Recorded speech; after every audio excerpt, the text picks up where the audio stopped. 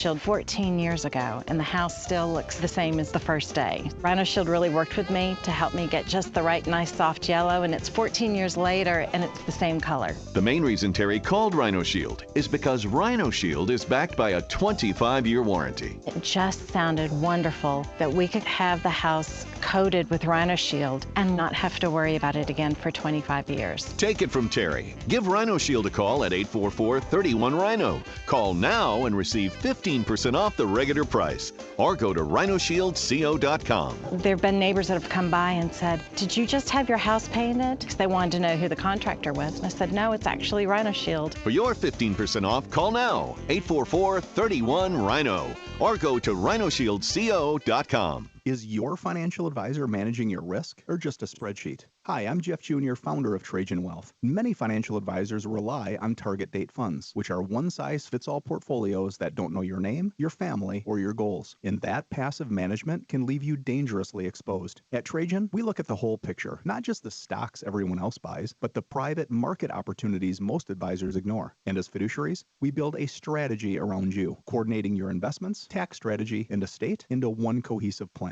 Your financial life deserves more than just a generic portfolio. Real planning isn't a stack of statements. It's the confidence of knowing where your income will come from for the next 30 years. Good enough isn't good enough for your family. It's time for a change. Schedule your complimentary consultation today. Call 855-TRAJAN-1. That's 855-TRAJAN-1. Advisory services through Trajan Wealth, LLC, an SEC registered investment advisor. Private equity investments require accreditation. Other services through Trajan Estate and Trajan Tax. Additional disclosures at TrajanWealth.com. 150 years of Colorado, 250 years of America. Milestones like that remind us that time matters, and so does how we choose to market. Wasson Watch Company creates a field watch with meaning. Small batch, carefully built. Designed by people with backgrounds in military service, engineering, and design, this is craftsmanship guided by values, not trends. For a limited time, Wasson field watches are $300 off. You're not just buying a watch, you're choosing something built to endure. Visit WASSONwatch.com. If your AC hasn't been cleaned, you'll have problems. I'm consumer advocate Tom Martino. Dirt and debris are the #1 cause of breakdowns, and Fix It 24/7, the only company offering an extreme clean, tune, and check. A refurbishment for just $39. Others would charge hundreds. As a proud partner of the Colorado Rockies, Fix It performs like pros. Go to fixmyhome.com and book it before it's gone. When your house is in trouble, Fix It 24/7. We'll be there on the double. Man, I am happy to tell you about the only realtor that made the cut for Team Dave Logan, and that is Troy Hansford. I recommend Troy because he's the only agent that will guarantee to sell your home at your price, or he'll write you a check for $5,000. And the good news, he puts that in writing. He can make that guarantee because he spends tens of thousands of dollars generating demand. And right now, he has hundreds of approved home buyers ready to buy. He just doesn't have enough houses. So if you have a house, Troy might have that perfect buyer for you right now. Give him a call, 720-900-4433.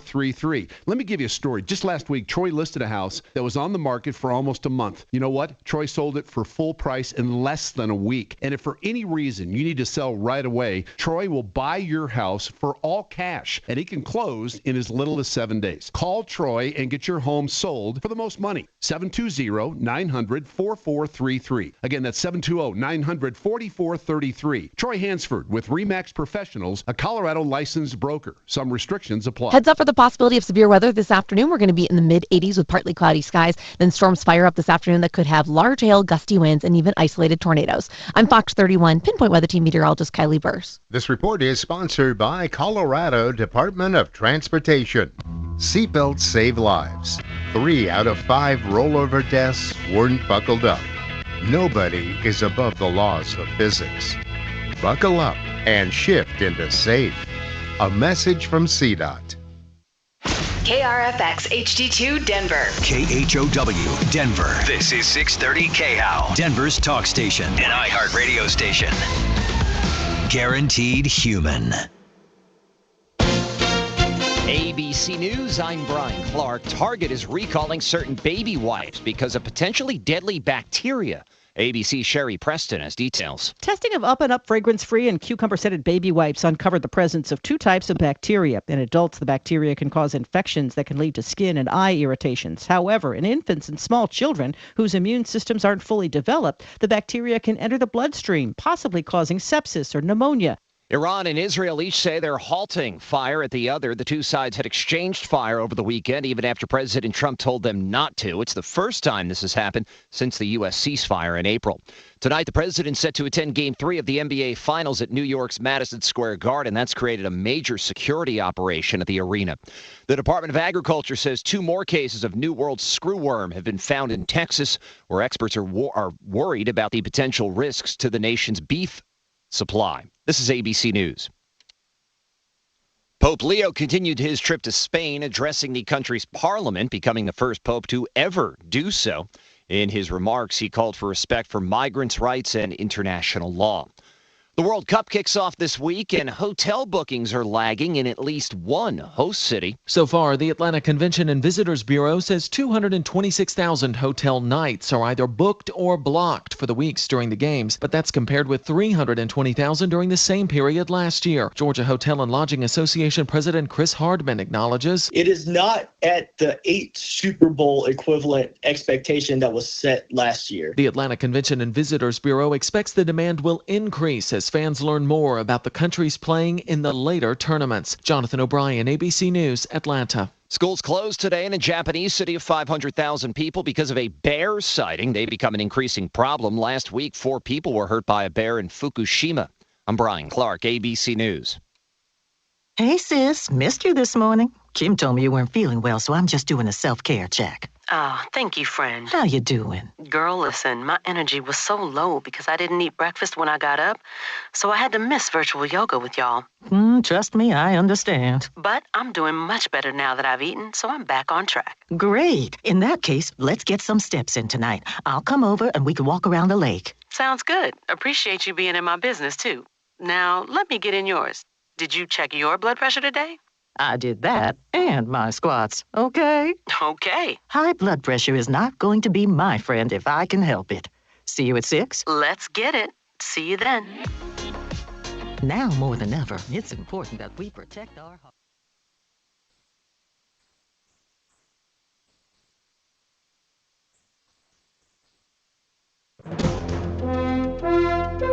KHOW News Time, 10:03. While it won't be as hot today as it was this weekend, the Front Range, including the Denver area, could see some strong spring storms. Unfortunately, today it looks like there is a considerable threat of severe weather, including very large hail. So this might be one of those park your car in a garage days and hope for the best. Dave Bargenbrook with the National Weather Service. It'll be a one-day blast as we expect to dry out tomorrow and then get hot again with highs for Denver in the low to mid-90s tomorrow. 1 person's been killed and 2 firefighters recovering from injuries after a fire in a duplex near 14th and Vivian in Jefferson County over the weekend. 3 people were inside the home when the fire broke out and 2 were able to escape. In Fort Carson, about to get a bit noisy beginning today and lasting through the rest of the week, as various units from the base are taking part in live artillery training during the day and night south of the main post. Now, impact traffic. Yeah, we're looking better out east. Looks like the accident eastbound 70 at Chambers has been cleared out of the travel lane. It did back up all the way to 270, so it's a little sluggish there.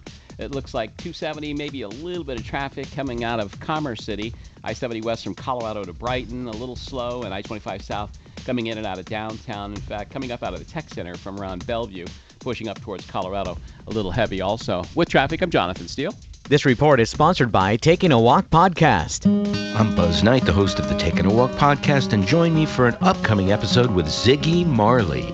That's Ziggy Marley, Grammy winner, a legend's son, on the Taking a Walk Podcast on the iHeartRadio app or wherever you get your podcasts.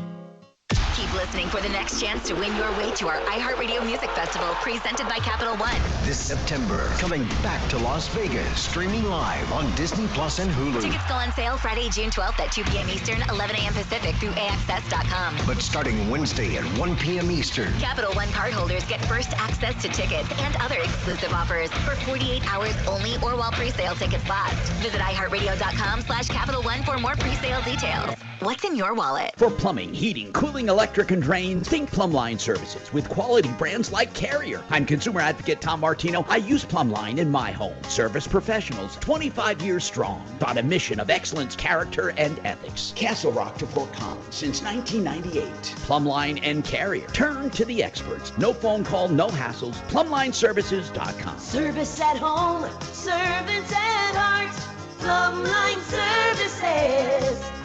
Right now, we could all use some extra cash, so why not visit David Ellis Jewelry to cash in your old, useless, tangled jewelry, coins, and anything else containing precious metals. He'll even buy your fine jewelry and diamonds. Hello, I'm consumer advocate Tom Martino, and I recommend David Ellis Jewelry because I've known David for years. I trust him. You can too. 2640 East 3rd Avenue. That's 3rd and Clayton. 303-322-8779. 322-8779. $99 gutter cleanings. Go to excelroofing.com. Okay, good. Have you heard the news? U.S. payrolls rising by 172,000, exceeding expectations. Trump says he'll meet with Iran's supreme leader. That'd be an honor to meet It's the Dan Kapla Show. Afternoons 4 to 6. Monday at 4. Is there a path to victory for any of the GOP gubernatorial candidates? I believe that there is. I know it's a tall mountain to climb, but I think the path is there. Join me at 4. 45 years strong, solving your problems, answering questions, taking complaints. This is the Troubleshooter Show. Now, Tom Martino. Hey, I'm Tom Martino. Welcome to the only show of its kind. You know, to say that is quite a privilege, going on 45 years in Denver, and it's more than 50 years if you count outside of Denver. I came to Denver in my mid-20s, and I wanted to set the world on fire. Someone said, what do you want? What do you want to accomplish here? When they hired me over at Channel 4. And I said, I would like that when people are having a problem, for them to say, I want to hear people say, I'm going to call Tom Martino. Now, of course, things have changed over the years with social media. People can bitch and moan online all day long, get advice from friends and neighbors. Nothing wrong with social media, but nothing solves problems like this show. Nothing. We have retired experts, pros, professionals, and executives and doctors and lawyers and accountants and people on our referral list that we can tap at any time to be our expert, to help you solve problems, to answer questions, to take complaints. By the way, today brought to you by Apple Air, Apple Heating and Air. That's Apple Air with an E. And I've known Todd Terry and his family for years. They've been in business since '88. His 2 sons grew up in the business. They run it with him. This is a wonderful company. Remember, you're buying more than products when you buy companies. You buy the company, the family, the heritage. Apple Air, that's Air with an E, appleair.com, heating and cooling. And they have 12-year parts and labor warranty, 6 years on the replacement. No questions asked, no proration. For the first 6 years, something goes wrong, they can replace the whole thing with no proration. So I want you to call me today and tell me what's on your mind. Do you have a product that doesn't work, a service you're unhappy with, someone lied to you or cheated you or ripped you off? I'm going to tell you what's on my mind, okay? A couple things. First and foremost, contractors. More and more people just taking money and not doing the job. I wish they would start making arrests. I really do. I wish that it would become a crime. It is a crime, by the way, under the Contractors Trust Act. It's a civil action at first. The Contractors Trust Act says that you're supposed to take money down and put it aside for that particular job. You're not allowed to commingle funds. So, in other words, if you took 10 grand down on a job, that 10 grand is to be used for that job. And if you take another 5 grand from someone else, that 5 grand is for that job. And you're not supposed to, if you run out of money on one job, borrow from another. You're just not supposed to. But worse than that, you're not supposed to spend the money on yourself when you're not doing the job. It's against the Contractors Trust Act. And if you do it enough or do it intentionally or flagrantly, it becomes a crime. It's also something you can sue on. But this is right now the number one problem facing us in the consumer world, okay? I've gone through the problems. There's a lot more, but this is the number one. And I hate talking about it because there are so many good contractors, but there are more bad ones. Did you hear what I just said? There's more of a chance of getting ripped off than not.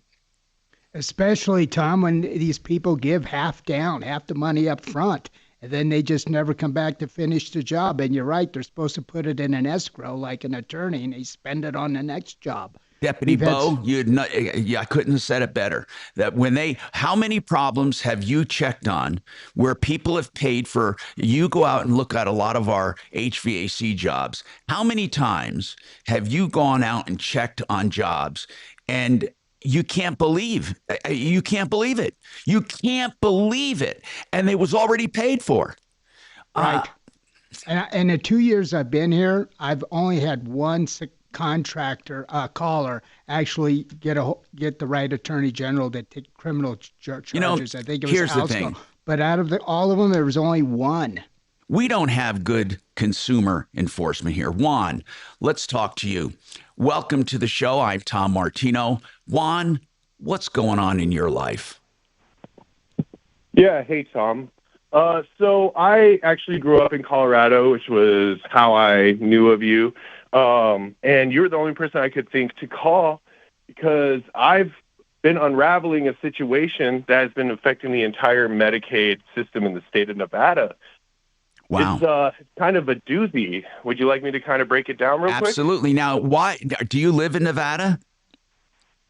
I do, yeah. I relocated from Denver to Las Vegas last year, and I had actually suffered a broken neck in Colorado. Wow. I had to get reconstructive surgery on my spine. Woo. I moved because of altitude affecting my injury, right? Like, I got a spinal implant, and I had done some business at sea level and felt so much better, came back to Denver.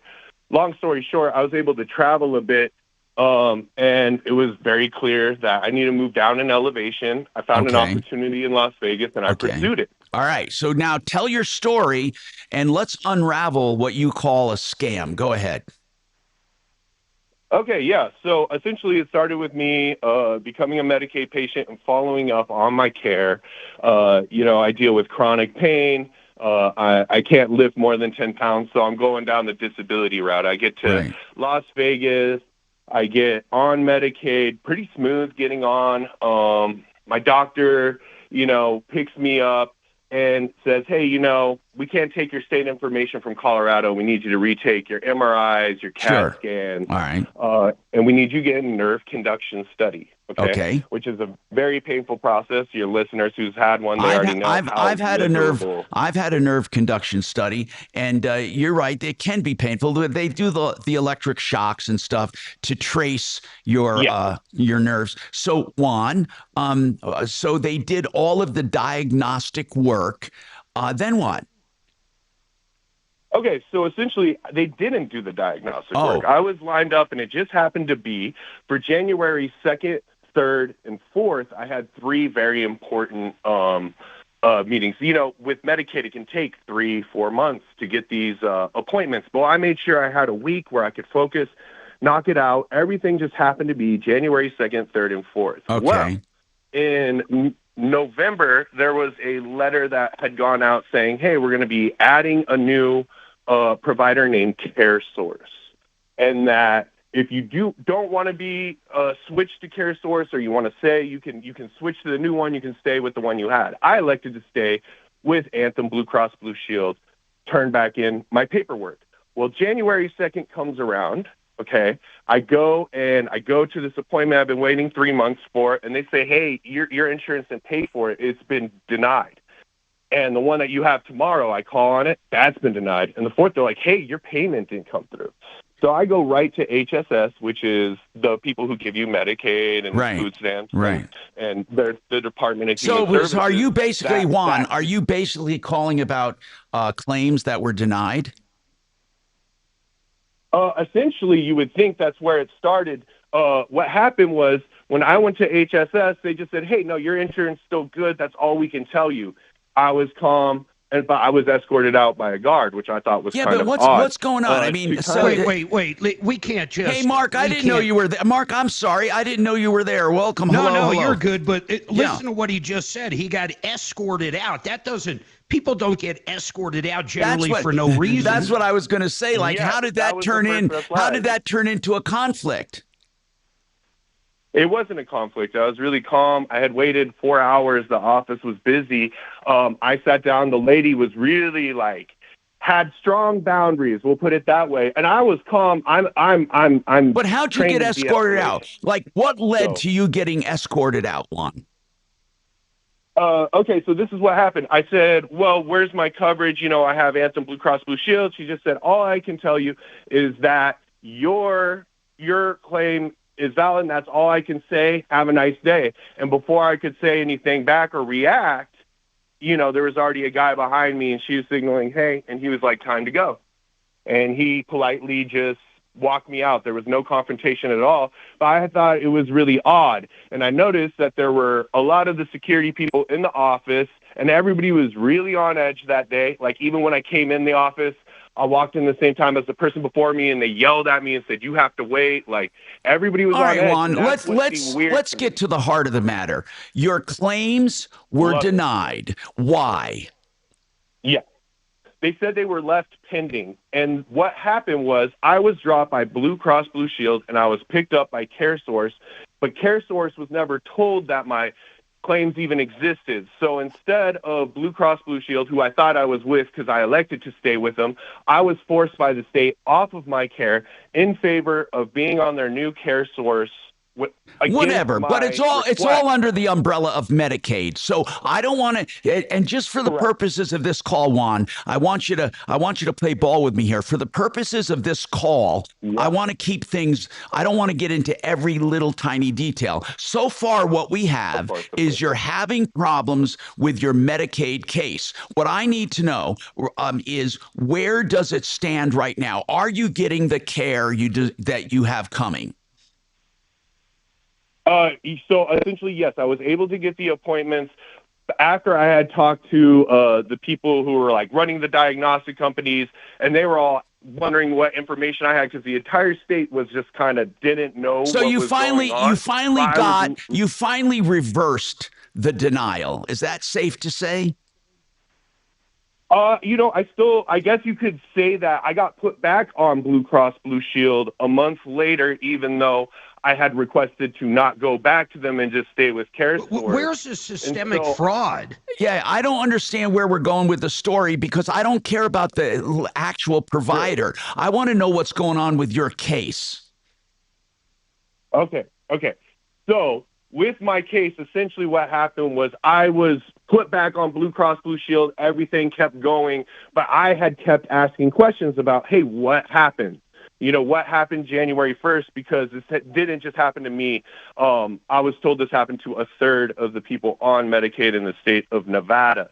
So luckily with my case, I was able to reschedule and get those things figured out. I'm sitting here thinking about the people who are on blood thinners, people on life-saving medications. And so I had recently just had a call with a Blue Cross Blue Shield representative. I've been calling for these answers for a while. But Juan, I don't understand. Juan, I know that in your head right now, and I got to take this break. In your head, you have all kinds of context, and I know you think you're making sense, but you're not. You're not telling us what you're going to war about. You said all these other people on Medicaid. If you're talking about screwing up schedules and canceling appointments and having to fight for what's covered, that's pretty common with Medicaid in some cases. Hold on, though. Just hold on. I need to get to the point on what exactly you're talking about. Now, Bob has a question on insurance. Ask Bob and Mike to hang on. I'll go back to them after the break, and then we'll pick up with Juan. I'm Tom Tom Martino, 303-713-8255. John Fuller is a personal injury attorney who's there for you right now. If you call and want to talk to him, he'll get started on your case immediately. No need for a long scheduling block or to be put off for weeks and weeks. Call John, 303-597-4500, 597-4500. No obligation, free information. Fuller Law, John Fuller. Yep.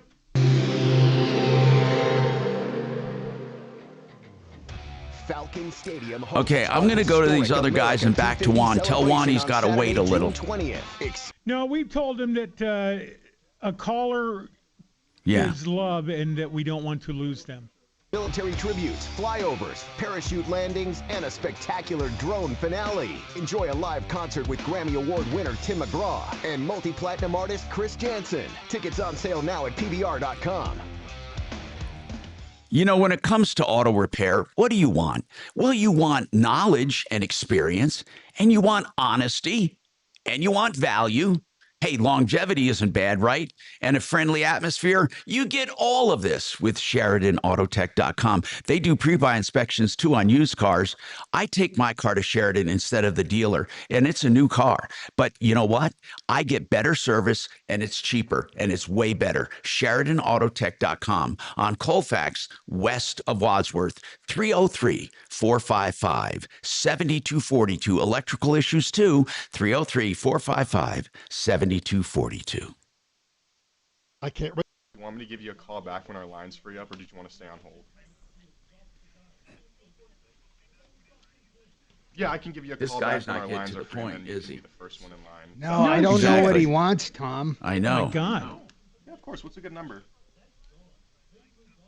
I mean, down the road, we could transfer him to me. I'll send him over to my godson. He's an administrator at Blue Cross. You can just sense that you'd want to drag his ass out of an office from hearing him talk. Perfect. All righty. And it was John, right? And then the man politely as possible. Shut up, the man. John, shut up, the man. Free up, so that way you don't have to wait on hold, okay? Yeah, of course. Thank you for calling. That was disgusting. So, Mark, did you get my cocktail list for the trainer? Hold on, is that Vinny? It's yeah. He's you could hear him. Vinny. You could hear him. What's in the going background. on? That's Mark talking to you. Yeah. Hey, I'm doing good, man. How's the wife? Or should I say sister? He says he missed seeing you, but yeah, he's here for a few days. Mark. Mark's going on a cruise. Where's your sister? My sister's upstairs. She's going to go out with Stephanie soon. They're going to go out shopping. Cool. Yeah. I thought they'd make you a meal. Yeah, she did already. Oh, I missed out. Not Italian, just in breakfast. Oh. Did you see that stuff on olive oil today on Fox? What's going on? No. What was it? What did it say?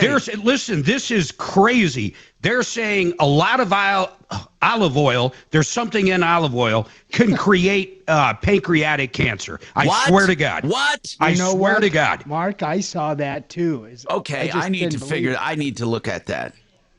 Isn't that crazy? We've always been told olive oil's the best thing in the world for you. I know. What does it do to the pancreas, Mark? I got to figure that out, man. So you said it's something connected with pancreatic cancer, Mark. Yeah, I'll tell you what's in it. I'm looking it up right now. Okay. There's something in olive oil. It's one thing in it that they have connected to pancreatic cancer. Not like everybody that eats it gets it by any stretch. God, I've heard of more pancreatic cancer. I think it's a Yale study. God.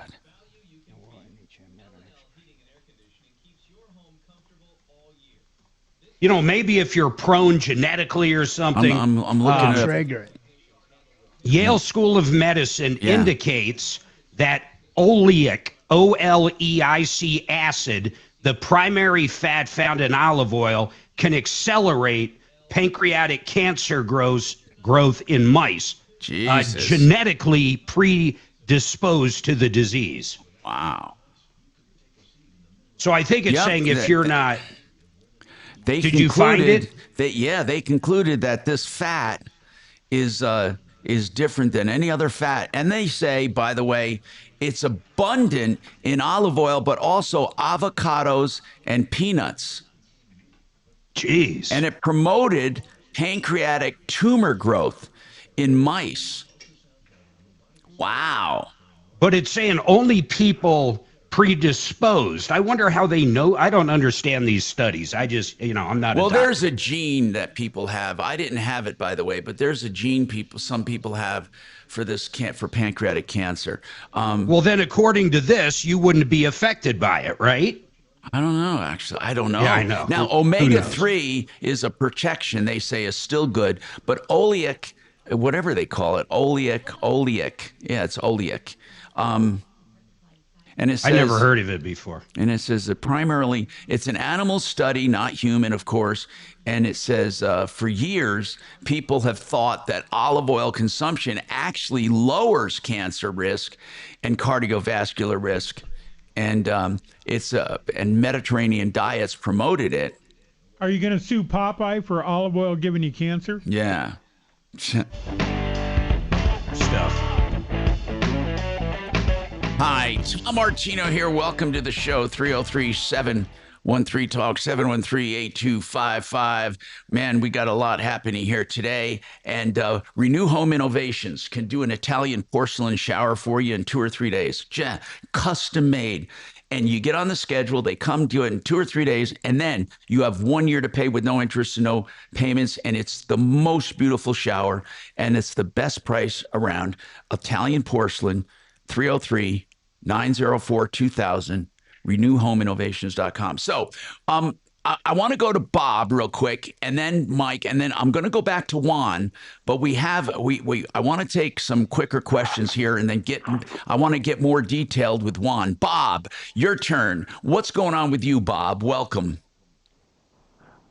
Thank you. Well, I closed on a house about 3 weeks ago. Yeah. And I'm not really happy with my insurance company. And during my closing process, I had reached out to Compass, but somebody was on vacation. The ball got kind of dropped there. Yeah. But I'm paying, I think, a very high premium, and I have very little roof coverage.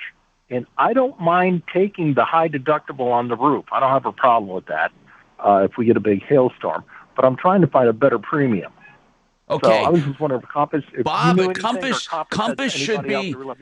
Compass is the one I'd call first. And then, by the way, when you say a high deductible, have you heard of that special insurance that covers specifically high deductibles? Here's what it does. I've heard it on your show. Yeah, and it's excellent. Yeah. So if you live in an area, SOLA, S-O-L-A, if you live in an area that's hit with a hailstorm and you have a high deductible, you have this insurance. If you have this insurance, you literally get a check written to you. Mark, it doesn't even matter if they had hail damage or not, does it? Well, no, that's not true. It's got to have even minimal damage. It doesn't matter. But over 1 inch hail is the big one. But generally, 1 inch hail is what's causing the damage. Right. So, but what they do is they don't look at your roof. They just look at the weather. And they don't even care what you do with the money. So let's say you get 25 grand of SOLA coverage and there was 1 inch hail reported in your area and you have even minimal damage, maybe even just to a gutter or something. Bam, they write you a check for 25 grand. They could care less what you do with it. Right.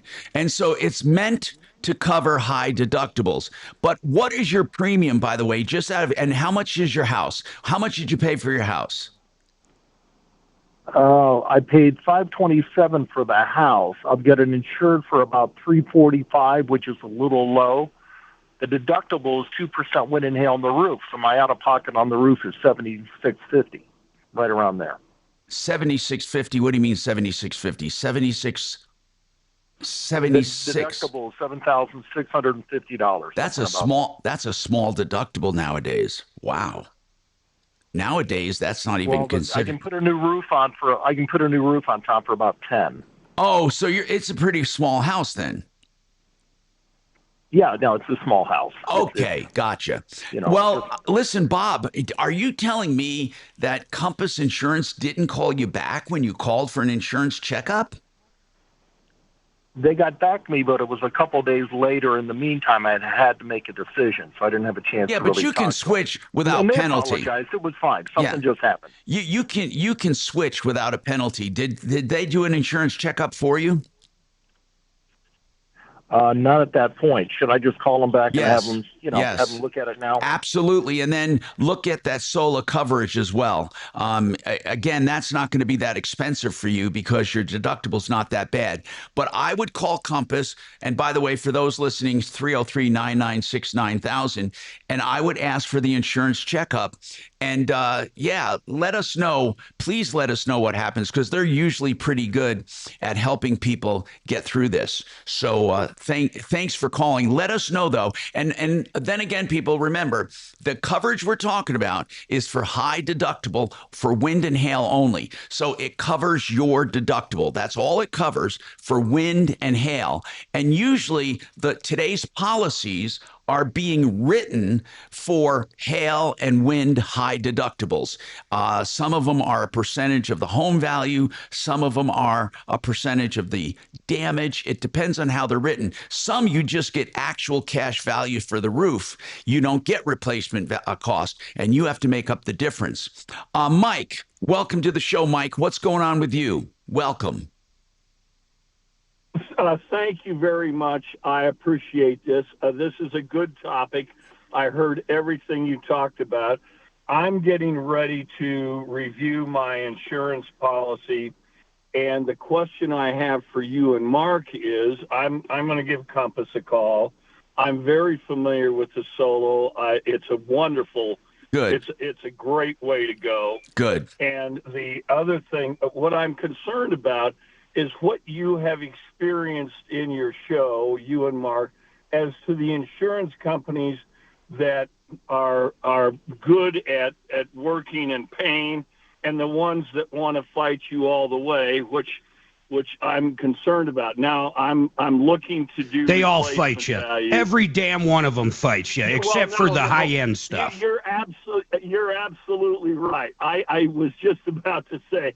Generally speaking, they're all going to argue. But there are some worse than others. There are some worse than others, you know. Right. I think in Colorado now, though, I mean, I agree with you, Tom, with State Farm and Allstate. And but farmers. I got to tell you, Safeco at one point wasn't bad. Then all of a sudden they're horrible. I mean, when there's a lot of hailstorms, they all suck. Yeah, they will fight you, but definitely State Farm, Allstate, Farmers, and American Family are bad news. Okay, all right. Thank you very much. That I had Farmers, and I swam upstream with them for a year on the last hailstorm I had in Highlands Ranch. Now, I'll tell you some good ones. Chubb is a good one. Travelers is a good one. Yep. And auto owners, and even though they say auto owners, you can get home with it. Pure, P-U-R, I believe it is, P-U-R. There might be an E on it, but it's called Pure Insurance. And I'm telling you, they are really good companies. And by the way, Safeco is a good company, but they have been giving people a little bit of a go when it comes to adjusting the claims. But as Mark said, a lot of them are going to give you problems because we're a high-risk state. Yeah, no, I recognize that we're in Hail Alley here, and Tornado Alley. But I've also realized that replacement value is the only way to go. I'm not too worried about the premium, although I don't want somebody to retire on it, but I want to make sure I've got coverage to replace my house in the worst case scenario and take care of the roof. We had a show years ago when Brian was on, and we were going over all the people affected by the Boulder fire. And it was absolutely absurd that like 96 to 98% were underinsured. That has always blown me away. Can you imagine you still owe a mortgage and you don't have coverage to rebuild your house? So you're screwed. You're 100% screwed. Yeah. So, Mark, that was something that was germane to my decision years ago, was that Superior Boulder fire, when all of those people Yeah. went, how do I do this? And they were all underinsured. And they lost their equity. It was all ACV. Yep, they all lost their equity. Yes. They had no equity walking away. They broke even at best with zero equity. So if they would have sold their home, they could have gotten hundreds of thousands of dollars. But because it burned down, they got ACV and ended up with nothing. It's terrible. It wiped out so many nest eggs for people. It was incredibly bad. 303-713. Yes. Anything? Okay. We have to take this break. 303-713-TALK, 713-8255. Waterpros.net, the absolute best water systems at the lowest prices. Get your water, drinking water at the kitchen sink for $1,100 for reverse osmosis. Never buy bottled water again, or any system you want. The best prices, 303-904-2000. No, that's the wrong number. 862. This is Denver's Tom Martino. What's now that? Dan Kaplis. I think Tom's new here. Okay. You got the wrong number. I'm Denver. Just Oh, you can do it now. all right. Packed traffic. I'll just sneak it in. Yeah, it's quiet drive. If you just want to practice now, we're back in a minute. Yeah. Kenya's been running a little slow in the area around 56, and it looks like police may be monitoring speeds there. Be careful heading to or from DIA. 270 got a little bit of traffic up through Vasquez out of Commerce City and south on I-25 coming into downtown. Notice a little bit of heavy traffic. I-25 between downtown and the tech center, though, is just 10 minutes. With traffic, I'm Jonathan Steele. This report is sponsored by Red Pilled America. Red Pilled America is celebrating the country's 250th anniversary with stories about the nation's founding. Up first, our 8-part series, What's an American? Listen to Red Pilled America on the iHeartRadio app. That's Red Pilled America, a storytelling show. By the way, for Water Pros, I got that number wrong. Waterpros.net, where all their prices are on there. It's waterpros.net, 303-862-5554.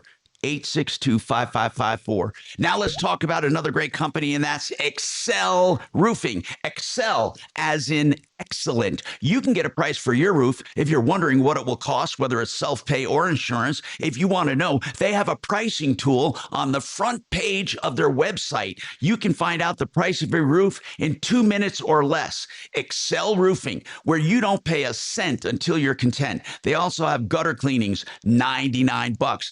And they do gutters, and they do siding, and they do windows, and they do painting.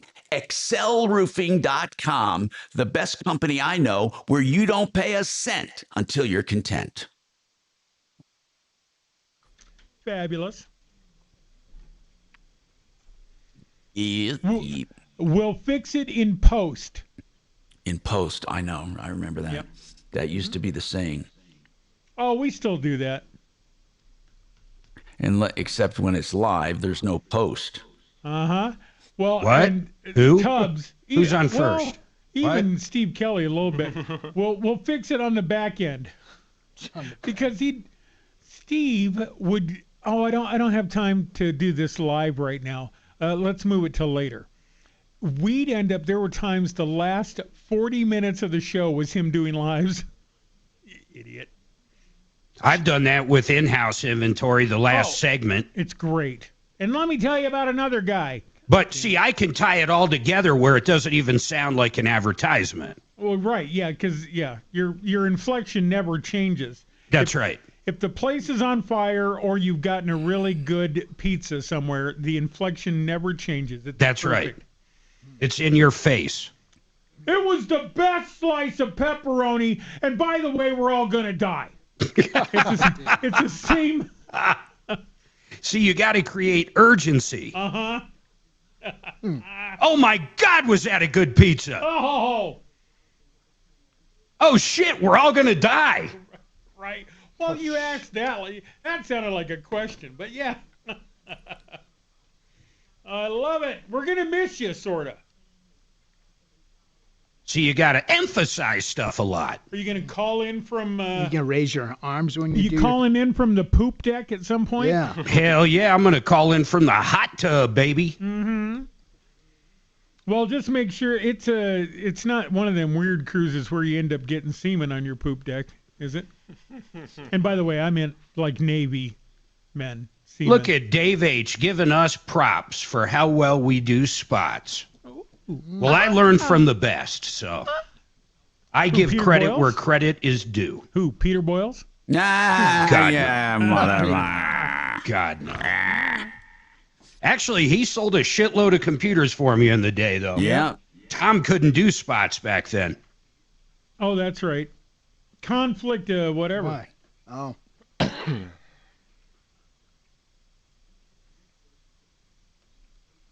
Are your parents there, Mark?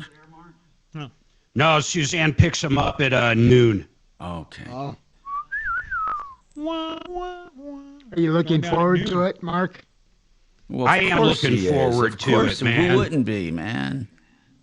It's it'll be Well, with like the something already went wrong at the airport in Florida. You know, So, Tom, but I'm going to take everything with a grain of salt. In the 16 and 1700s, there was a whole bunch of people not looking forward to a cruise. Yeah. Ah. Well, you'll enjoy it, Mark. I did it 2 years ago. The same exact boat. Really? Same ship? Same ship.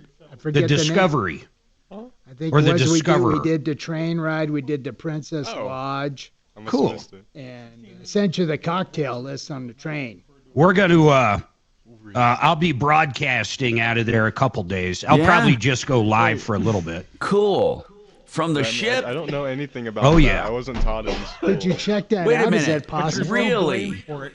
So get Yes. on board. My cell phone wouldn't work on the ship, Mark. Well, I got to tell you something, Bo. Yeah. I have pull. Got pulled at the captain. When huh? I got Susan's out pulled. of the house. You're going to broadcast from the bridge. I will. That would be fucking cool. Freaking cool. Excuse me, Vinny. We have the worst Democrat candidates for governor. Phil Weiser is a joke. I love how all they do is say how they're going to defeat Trump. That's their entire Well, not only thing. defeat Trump, but fix all the problems that exist. That I they haven't even don't, heard him talk realize about a they problem. Created. Huh, interesting. Here we go. Has the lowest prices guaranteed. Hi, I'm Tom Martino, along with Major Marc Mager. Juan said he's really pissed off at Medicaid, so he's had a fiasco getting his claims paid. So we're going to revisit him. He talked about scams. I'm not sure if there's a scam going on or if it's just a big, they just have a cluster sometimes handling claims. So Juan, continue your story, sir. You fought for yourself and you got your claims covered and you said you were really pissed off at the system. Go ahead. Yeah, I don't think I said I was pissed at the system, but definitely frustrated. So Okay, frustrated. I'll put it. My assertion here is that the state of Nevada forced a third of the people on Medicaid off of whatever plan they were on against their will to a new company named CareSource. And when CareSource, we got switched over, they didn't have the ability to handle it at all. And it ended up being that I personally, from my experience, was then put back on Anthem, Blue Cross Blue Shield. Okay. But one thing is they sent me one letter in the mail telling me about the switch. And on the head of the letter, it says December 5th, but it wasn't sent to me until January 3rd.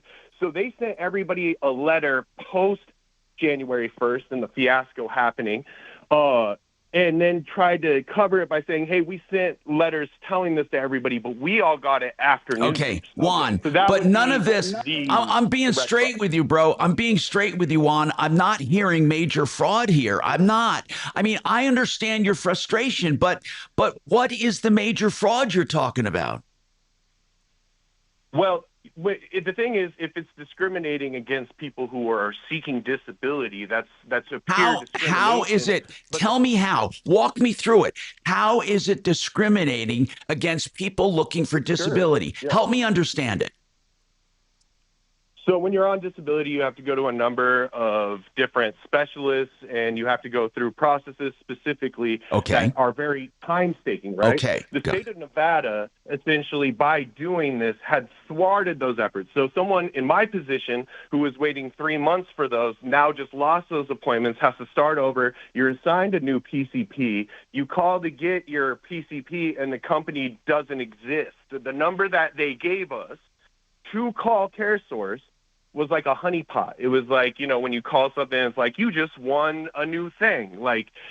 So what happened was they gave me an insurance company that, to my knowledge, still to this day never exists. I got one card in the mail that said, hey, you're under CareSource. They gave me a random name of a PCP. I called the name on the card.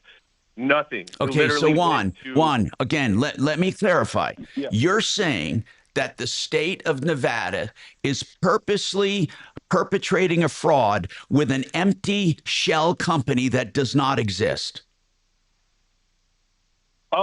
You know what? I guess I wouldn't 100% say that, because their intention could have been that the company was real and it just collapsed under the pressure, but nobody receives care. And then what happens is they say about halfway through January 15th, I get one phone call saying, you're back on Blue Cross Blue Shield. Yeah. And I was like, okay. And I asked questions and they wouldn't answer any questions. What do you want right now? Juan, you know what's funny? I just want to bring this up. I have the same frustrations, but the difference is I pay $30,000 a year for those frustrations. You don't pay anything for those frustrations. I know, but still, imagine how I feel when I get kicked in the face. No. Listen, health insurance is riddled with all of these problems. I understand what you're saying, Juan, but what I need to know is, what do you want now, though? If you got back on Blue Cross Blue Shield to administer your Medicaid, what do you want now? What do you want? I just wanted transparency, and I wanted transparency and answers. You won't get them. That wasn't provided by the state. Yeah, you're not going to get them. And here's what I'm saying is, I suspect in my situation, I was lucky enough to make it through that, right? But we're talking also about everybody who's, not maybe neurodivergent being on these systems and not having access to the health care they need happening on I'm sure that happens. I'm sure that happens, Juan. I am sure that getting through the Medicaid system is a bear for people, and some people fall through the cracks. I understand that. It's overloaded. And especially Obamacare overloaded it, because it opened it up for millions of people that were not previously eligible for Medicaid, and now they are. So, Juan, your concern is not lost on us. It's just that there's really, and I hate saying this, but there's really nothing we can do about it. The system is just top heavy, and it's doing the best it can at this point. I'm shocked that it offers the care it does. In Colorado, by the way, I have to say, Medicaid has a really good administration. It really does. In Colorado, Medicaid is done pretty well. It really is. You're having frustrations in Nevada. I understand that. But, I don't know what to say to you. I really don't. I don't think there is a number we can call that's going to change anything. And people, what they try to do is, when they were trying to change you over to that one company, they're trying to consolidate administration of Medicaid claims so they don't have to deal with a lot of independent administrators. They would like to have one big company administer the Medicaid claims. So again, I appreciate the call. I promise Tom, you. Yes. Maybe Juan could contact the Colorado Division of Insurance. They're not. He's calling about Nevada right now. But okay. Maybe the Nevada division. But we know that's nothing's going to happen. I mean, we know that, Bo. Nothing's going to happen. You're right. I mean, Medicaid, nothing's going to happen. He's upset, and it all boils down to this: he was taken off of Blue Cross Blue Shield. The other company wasn't ready to take his business. They fumbled the claim. They were canceled. He had to fight to get back on Blue Cross and Blue Shield. And now he's saying, what about all the other poor people? I know what he's saying. I know it. We hear this every day, not just about Medicaid, about everything. I mean, our government does a piss poor job on most things. It's just the way it is. And as Mark said, at least you're getting it on the government and you're not paying for it. Imagine the frustration people get with paid health insurance when they're jerked around. We have more coming up. 303-713-TALK. 303-713-8255. Very nice. So just what's his name here? Impact Traffic. Yeah, it's a quiet drive for anyone who's out on the highways right now. Pena's been running a little slow in the area around 56, and it looks like police may be monitoring speeds there. Be careful heading to or from DIA. 270 got a little bit of traffic up to Vasquez out of Commerce City and south on I-25 coming into downtown. Noticed a little bit of heavy traffic. I-25 between downtown and the tech center, though, is just 10 minutes. With traffic, I'm Jonathan Steele. This report is sponsored by The Rogue Recap with Linda McLaughlin. Hey, if you're looking for news you can't get anywhere else, then you're a lot like me. I started The Rogue Recap because I wanted to talk about things I just wasn't hearing. So join me on my podcast, Rogue Recap with Linda McLaughlin, anywhere you listen to podcasts. Can't wait to see you there. You know, imagine you can grow and protect your money for retirement and never worry if the stock market is going down, because every dime you make when the stock market's up gets locked in. It ratchets in. It's one of the best retirement plans out there. It's something that should be a part of every single buddy's retirement. Joe Chiano with MyMoneyMyWay.com. Joe, tell everybody a little more about these annuities.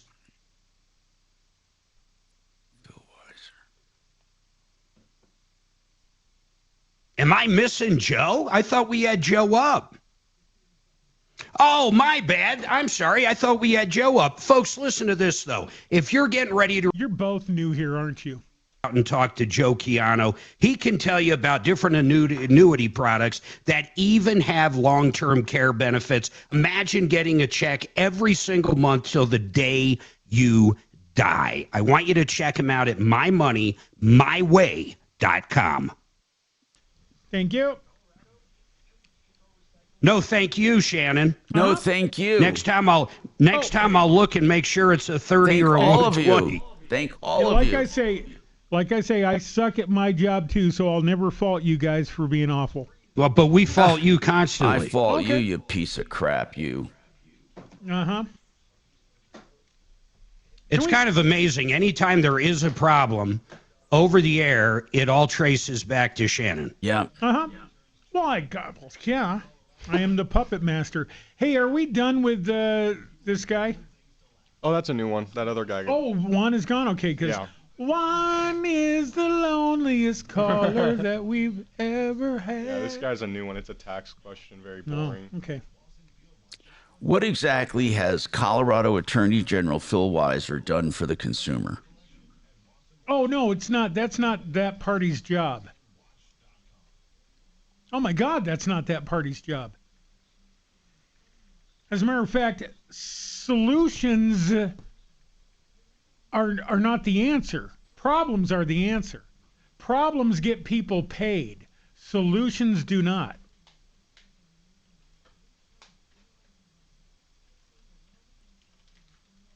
I need one, because you left me, and two for the family. Okay, who sings that? Please, anybody.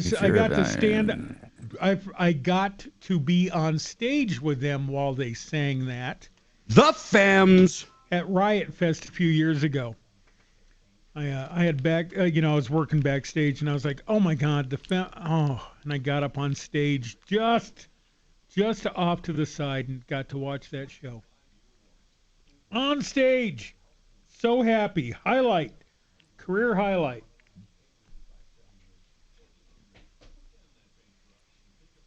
Okie dokie. Artichoke.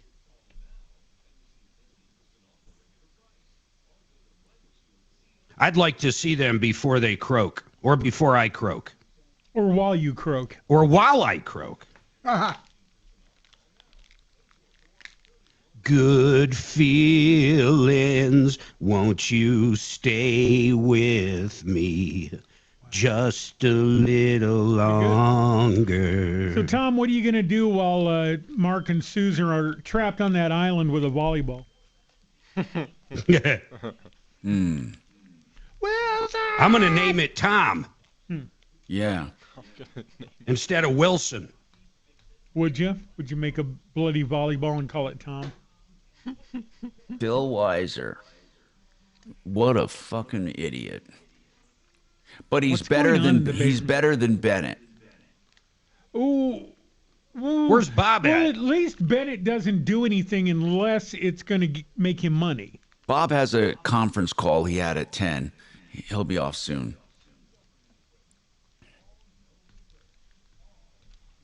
MR Vegas, I appreciate that. That was all Shannon. Shannon had up it was a 120, and it was actually only a 30. Huh. As I glance over at the screen where I typed it, it sure does say 30. Oh, really? Okay, I see some editing going on. And now 120. It's 120, you dick. What does it say on the screen, Axe? Don't lie. Right. 120.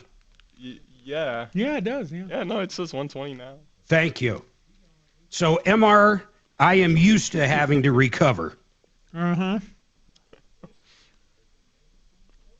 Now, what is a proper time to start a cocktail on a cruise?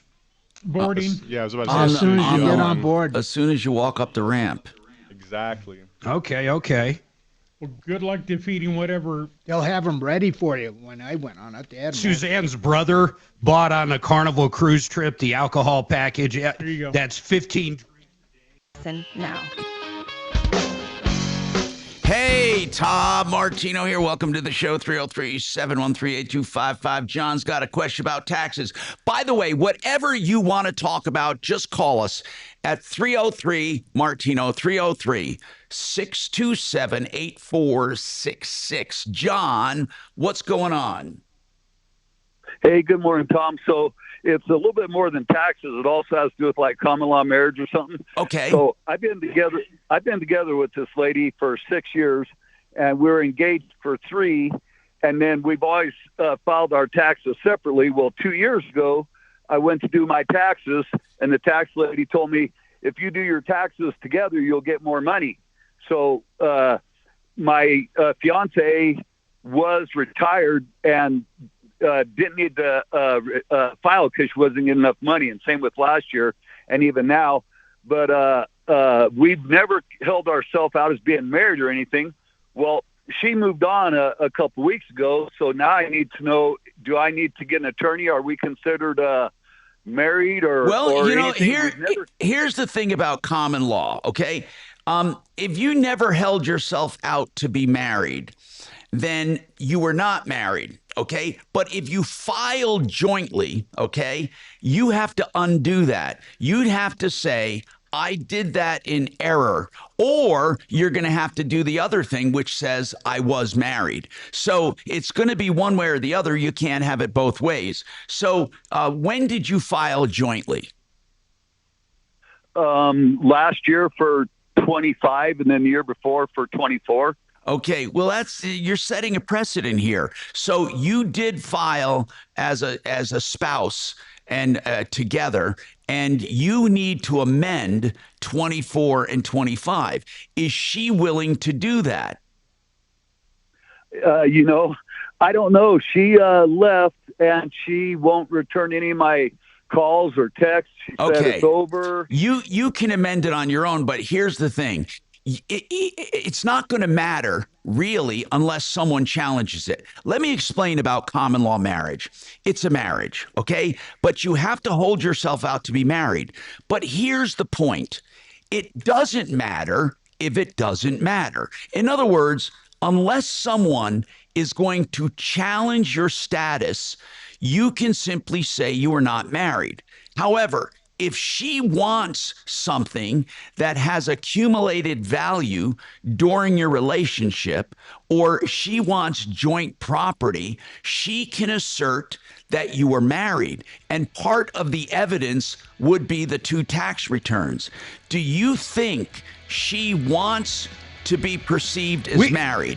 We need to get Eric on, because I'm pretty sure that's not as simple as him just filing jointly now. I think he has to prove they separated or got a divorce. Well, only if it comes up, not really. Man, I am happy to tell you about the only realtor. Yep. There's nothing Shannon, to prove for playing unless that, there's something to prove. So loud. What's loud? You heard me. No, I couldn't. You weren't loud enough. I was just trying to help in case your atomic clocks weren't working down there.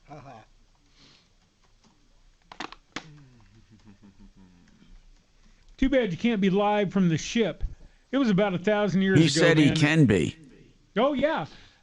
Disney called once when they got the big red ship going, and I can't remember who all they took out. Certainly Rosen, maybe somebody else, but Kenny had to go set up a live broadcast from the big red ship for like 2 weeks.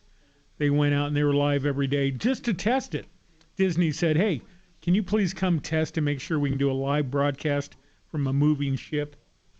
Hey, get it's no problem these days with Starlink. Right. Get Eric up. I am pretty sure, even if both of them decided just to start filing singular, it wouldn't even matter. It's going to trigger an issue. Oh. The only issue that's going to be triggered is if they got tax benefits and they falsely claim they were married. We may not have Eric's contact. If you're still married, Mark, can she send? Well, hold on a second, Tom. He said they filed jointly for tax benefits. No, that's what I'm saying. So he has to amend those. Yeah, but that's the only reason anybody would ever do that, you would think. Right. That's right. But as far as he has more of a concern other than taxes, I think he has more of a concern with her or with creditors. That's really what common law screws up, is if the spouse now, she comes back and says, hey, that house went up a lot, part of that is mine, then she's going to want to prove she was married. That's the problem, is that if they both don't give a shit, then nothing, you don't have to do anything. I don't know. I don't know. They're technically married. I don't know, Thomas. But here's what I'm saying. If they both agreed they were not married, they don't have to do anything. Then they fucked over the IRS, which is going to trigger an audit. That's why I said they'd have to amend their taxes. They can't have it both ways. And I don't know how that'll look either, because then whatever benefits they had, they're going to owe interest and penalties on for the last 2 or 3 years. That's right. That if they got benefits because they claimed they were married and they weren't, they have to undo that damage and pay the penalties. But when you are common law, if you both were, let's say you were common law for 10 years and you both split and you both don't give a shit about anything, like you don't care about each other's stuff and nobody asserts a claim against anyone, you don't have to do anything. You just split. No, but they would the only reason when people file jointly is for the benefit, though. Now, I wasn't talking about They would taxes. have to go back and pay that money. Yeah, I wasn't talking about tax. I'm talking about there is no reason to go through a divorce if you both simply separate and you both don't assert a claim. It's only when someone is asserting a claim that it matters. And what I'm saying is the IRS, when they see that you filed together and all of a sudden you're single, it's going to trigger an audit or it's going to reject the tax return altogether. Yeah, but that's a separate issue from the marriage. I'm talking about the marriage itself. I'm talking about the property, people's property. That's their main problem. Got it. I'll tell them. The IRS is a simple fine and back taxes and all that. But if she comes after his house or his savings or his retirement, that's really where it gets messy. That's why you want something in writing to keep her from doing that. But really, it's a divorce attorney you need to talk to more so than even Eric. We know that they have to amend those taxes. That's basically they filed under false pretenses. They filed saying they were married, and if they now say they're not married, then that was false. They literally lied on their tax return. Yeah. You guys want me to get Eric with Atlas on, right? I mean, or no? Look, Eric's going to tell us that he's going to have to amend the taxes and pay the penalties. Okay. I mean, we can get him on to say that. That would be good. There's nothing wrong with that. Maybe we're missing something, but yeah, if they filed and now decide they're not married, they have a problem. You can't just, decide you're married, then not married, then married, then not married.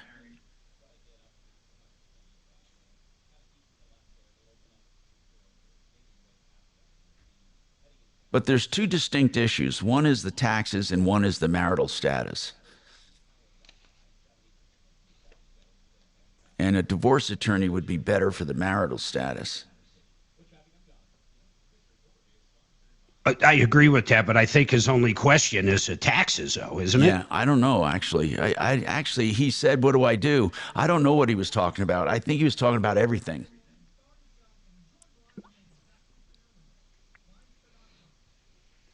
He never talked about, like, what they owned. Everything go okay? Yes. Much longer than I anticipated. And we can try to get Bonnie Shields on for the other question. Right. Like, and then I'm sure she'll say, just to be safe, even though you both aren't making any claims, you probably don't want her coming back and haunting you in 5 or 6 years saying, wait a minute, I want that money, or if he won the lottery or something like that. Hey, we were married and never got divorced. That could happen for sure. That's why it's better to have something in writing, but I don't think they need a full-scale divorce.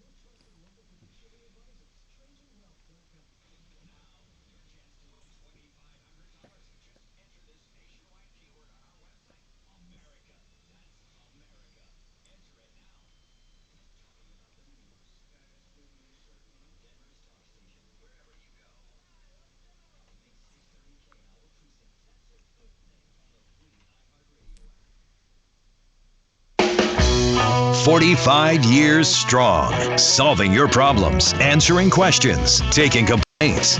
This is the Troubleshooter Show. Now, Tom Martino." Hey, Tom Martino here. We got Major Marc Mager in his remote studio, and we're solving problems, answering questions, taking complaints, making your life a little easier. We have Plumbline Services with us today. Bob Logan will be coming up talking about plumbing, heating, cooling, electric, and drains. And whatever's on your mind, give us a call. John called and said, hey, John, how many years were you together with this woman? Not that it matters, but how many years were you together? Well, we were dating for 6, and she's lived with me for, I think, 4, and we've been engaged for like 3. Yeah. Well, the time doesn't matter. It's what matters is this. If 2 people get together and say, we are married, we are husband and wife, and they have evidence of that, for example, they introduce themselves in public, or they sign on each other's insurance as a spouse, or in your case, they file taxes, then you have what's called an evidence trail. So the more important thing, you asked about taxes, and obviously, if you file taxes under the guise that you are married, and now you don't want to be married, and you're saying we were never married, then you do have to go back and amend those taxes because you filed them under false pretenses. If you said you were married and you now are saying we were never married, then you're going to have to face the IRS. That's one separate issue. But there's something even more important than that. And that is the marriage institution itself. Let me give you a couple scenarios that have happened during my lifetime on this show. We've had a couple people who were together for a couple years, and they said they were married, right? And then they decided they weren't married, and they went their separate ways. Nobody cared about anything until the one guy won. I don't know if it was a state lottery or something, but he inherited some money. All of a sudden, this wife comes, or this girlfriend, or whatever you want to call her, comes up and says, by the way, remember when we were married? We never got divorced. That's marital property. And so this guy had nothing to protect himself, even though you both said, hey, we're not married, and you went your separate ways. It could come back to haunt you. So I'm sure any good divorce attorney would say, you know, if you guys are common law at any time and split up, you should probably memorialize it in some kind of paperwork to keep someone from coming after you in the future. So you have two issues. You have the marriage institution itself for all of your property, and then you have the tax status. They're two separate items, okay? And that's what you have to deal with. Here's what I want to know. How long have you guys been separated now? 2 weeks yesterday. Okay. Does she claim she is your ex-wife? No, I'm sure she doesn't, because we've never held ourselves out as husband and wife. We've never said we're married, nothing. Well, you already told us you lived together and did tax returns, so you have held yourself out there as far as the state of Colorado and the feds go. That's right. You did hold yourself out. You filed jointly. So you did. Will she, do you guys own any property together? Like, do you have a 401k she might want to come after or something in the future? Possibly. I mean, I've had the same job for 30 years. I was going to retire this year. We were going to move and build a house, and everything was going to be great, but everything changed. Okay, so do you think she's going to lay claim on anything? Well, I don't know. I don't see how she could. It's my house, my loan, everything. Well, no, it's not. Not if you were married, it's not. You see, if you're married and you had it before you got married, then the increase in value would be marital property. Your retirement, the same thing. Your retirement increase in value would be a marital property. So it's not all yours if you were married. The question is, were you married or not? And if you held yourself out to be married, then she could claim you were married and you did hold yourself out. The taxes are black and white evidence, or blue and white, however you did your taxes. It's evidence that you said you were married. On that thing, she filled out as your spouse, right? Yes. So then if worse comes to worse, you'd only be able to get increase in whatever for 2 years? Well, not necessarily. It depends. She could claim you guys were married way longer than that. This is where it gets muddy, and she'd have to come up with evidence. If she wants to go back further, she can, if she has evidence to support it. See, it gets very, very messy. You're going to say, we only filed jointly for 2 years. Those are the only years we held ourselves out to be married. She could say, no, we were married before that. We just decided to file separately before this. So what will she do? That's the question.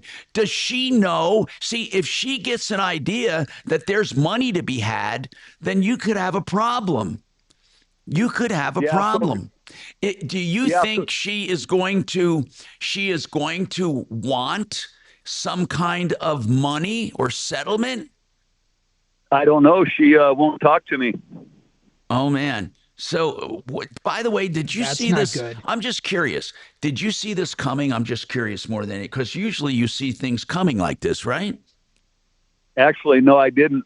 So Wow. Memorial Day weekend, we went out of town, and we were going to list my house to sell it, and that was going to pay for our new house.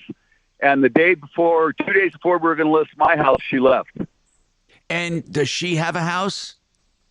No, she's living with her daughter. So the only reason we did our taxes together, we didn't go there to say we were married. The only reason we did it is the tax lady said we could get more money back if we filed together. It doesn't matter why you did it.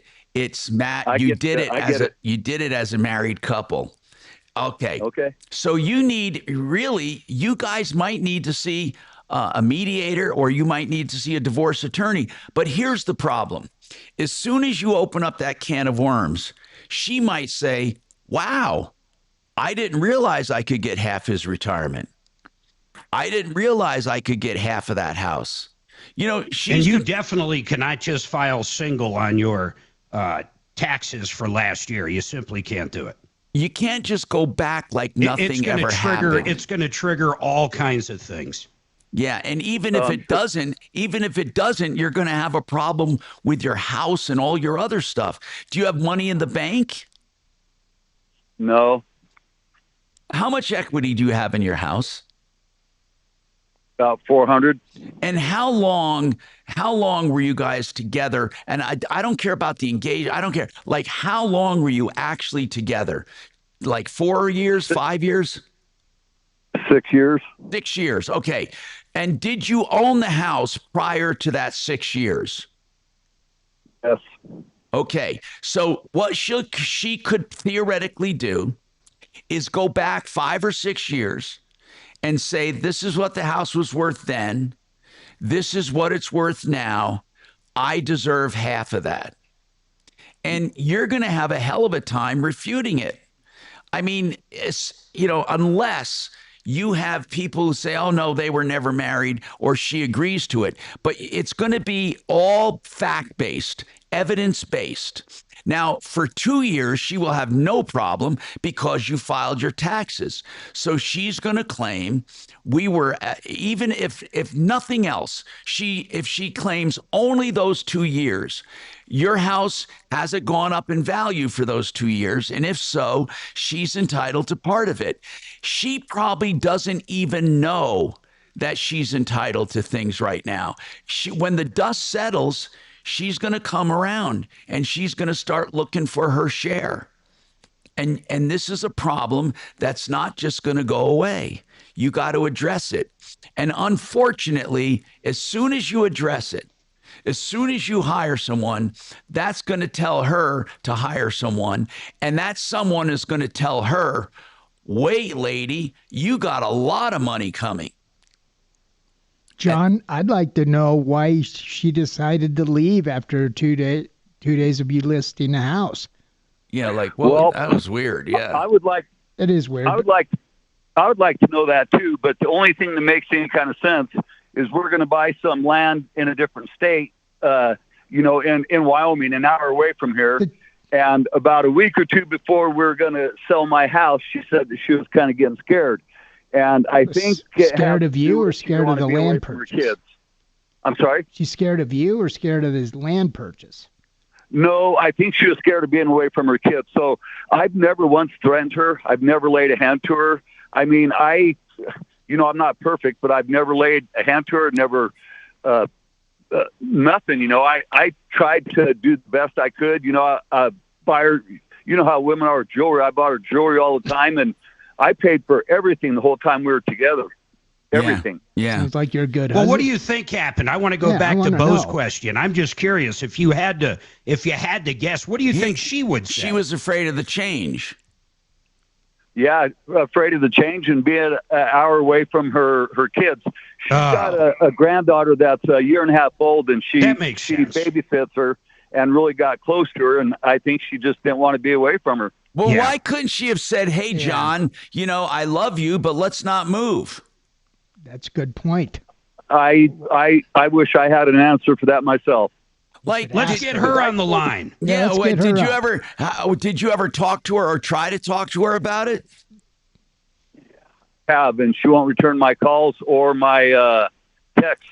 Yeah, this is terrible. Terrible. There's something extra going on with her. It could be. It could be she's embarrassed and she doesn't know. Transitioning. She's transitioning. Yeah. John, do you want me to make a call for you? Here's the thing, man. We might trigger something here. John, you do understand you can't just let things go. She can come back and make a claim against you. I'm worried for John. I'm worried about you, John. Yeah. She can make a claim. And man, if she knows she can make a claim, she's gonna be out. Look at you. Do you think she's greedy at all, or do you think she'll just forego it? No, I really don't think she's greedy. This whole thing is so confusing. She's a great lady, man, great personality, and she has let little things bother her, and little things kind of add up. And you know, I sent her a text and said, hey, you know what, we got something great going. You know, we're so close to retiring. Neither one of us drink. We don't smoke. We don't do drugs. And stability, getting ready to retire, and none of that matters. John, send her a text and tell her you're not going to move. You're going to stay in the same place so she can be close to her kids. You would be okay with that, right? I'm sorry, say that. We got a break. Okay. We got more coming right up. Thank you. You know what I don't like? Product pushers. Selling one brand, telling me I don't have a choice. I'm consumer advocate Tom Martino. And that won't happen to you at Gravina's Windows and Siding. 950 West Evans. 50 lines of windows. Multi-brands of siding and doors. More than 100,000 completed jobs. On my referral list, more than 20 years on 950 West Evans. 303 Gravina. 303 Gravina. Or gravinas.com. DiscountBath.com, the best prices anywhere for your bathroom remodel or building your bath. You can remodel the hall room bath, the master bath, the bath in the basement. You can do a new bath, whatever you want. Discount will do it at, guess what? A discount. DiscountBath.com. They'll do all the preliminary work, the plans, the discussing, the pricing, all free of charge, complimentary, because they want you to see the value you're getting, and they know you will choose them. DiscountBath.com. Start with a phone call. Tell them what you want. They'll talk price even on the phone. 720-979-2322. No hard sale. They know they have the great value to back up what they do. 720-979-2322. DiscountBath.com. That downsizing. How about that? Nice, thank you. You know, that's sad because they didn't have anything. It's sad, There's man. He's going to have a more to that complication. story. When people find out there's money there to be had, that's going to complicate everything. I think I'm putting up a poll. She's arming Good luck. herself to go after him. What do you mean putting up a poll on what? You'll see. Jeez, it's going to be. I'd like to call her up. I'm gonna just be a curious. Yeah, I nightmare. bet you would. Uh-huh. You want Maybe to try she's to get cute. these What? two back together. Yeah, You little matchmaker. You instead of solving problems, we could solve marriages. you are about the size of a Cupid.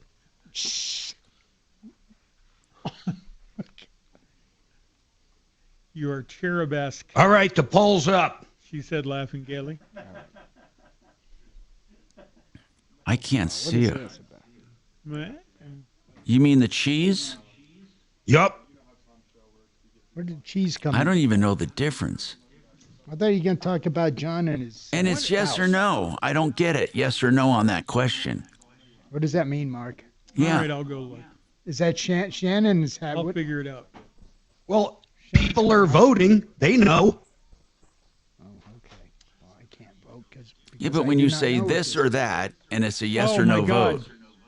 Yeah, that's too bad you did it that way because I will beat your ass to get Gouda. Ooh, I like Havarti better. But what would be Oh, good? game What over. would I be never what would wanna- be either one? Yes or no? How do you I know? never want to speak to you. Which Well, one is... yes would be Havarti. Oh, I see. No, that. Why What- would you say it that way? What is Why more, not? What is more Because expensive? it's wrong. It's perfect. You're anti-helpful. Why are all these people answering? Because it's I don't funny know. to They're click guessing. on your damn. Okay, then I'm gonna click. They're There guessing. you go, clicked. What are There you you go. clicking, Shannon? I'm a Shannon Gouda. just moved the needle. I got 2 pounds of Gouda in my fridge behind me. So, right Mark, are you on that poll allowed to do anything other than yes or no? Sure. now. So you could have put Havarta or Gouda as one of the choices. Yep. I sure could have. Yeah, I'm just kidding. I'm going to just vote so I can get it off the screen. But it just means yes, Havarti or Gouda. Yes, that's all. Oh my I God, don't yeah. understand that, though. I don't either. Well, apparently all the people voting, almost 20 people understand it Well, that's perfectly. because they're morons. Good. I'm going to have a Yeah, poll they're to see if people YouTubers. understood this poll. They're morons. God. Does your route go past Somalia on this cruise? Because I swear to God, I am the captain now. That's what I want to hear. Again, Mark's going to broadcast from the bridge. You're going to end up with some sort of anal parasite from toilet water. There, now we'll splashing know. We'll see who knows how to write a poll and who doesn't. Oh, you got a new poll. New poll. Did you understand the last poll? Here we go. Bam. Look at that, 100%. 100% no. They understood it. They're just playing with me. No. Mark, do you know who votes? Yes. Oh, then I better be careful in the future.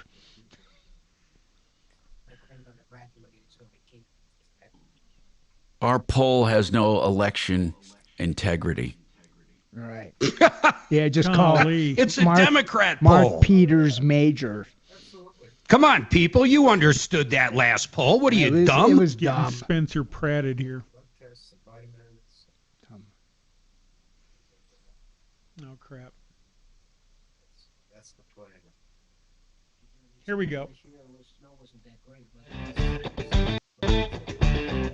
Hi, I'm Tom Martino here. Welcome to the show, 303-713-TALK, 713-8255. So, Chris, what's going on with you and buying a car? Chris, welcome. What's happening? Hey, hello. Good, so man. I bought a car from Fablix Motors. They're located out of Michigan, where they keep the cars. And I talked to the guy several times. Thought everything was legit. He sent me pictures. So when it came time to make a payment, their company is registered as an LLC out of California. I sent the money there, sold my Corvette here, paid off the loan, paid them wire-to-wire bank transfer, chase to chase. Car was supposed to be delivered on Friday. Called them Thursday night. Gave me an excuse that had a flat tire.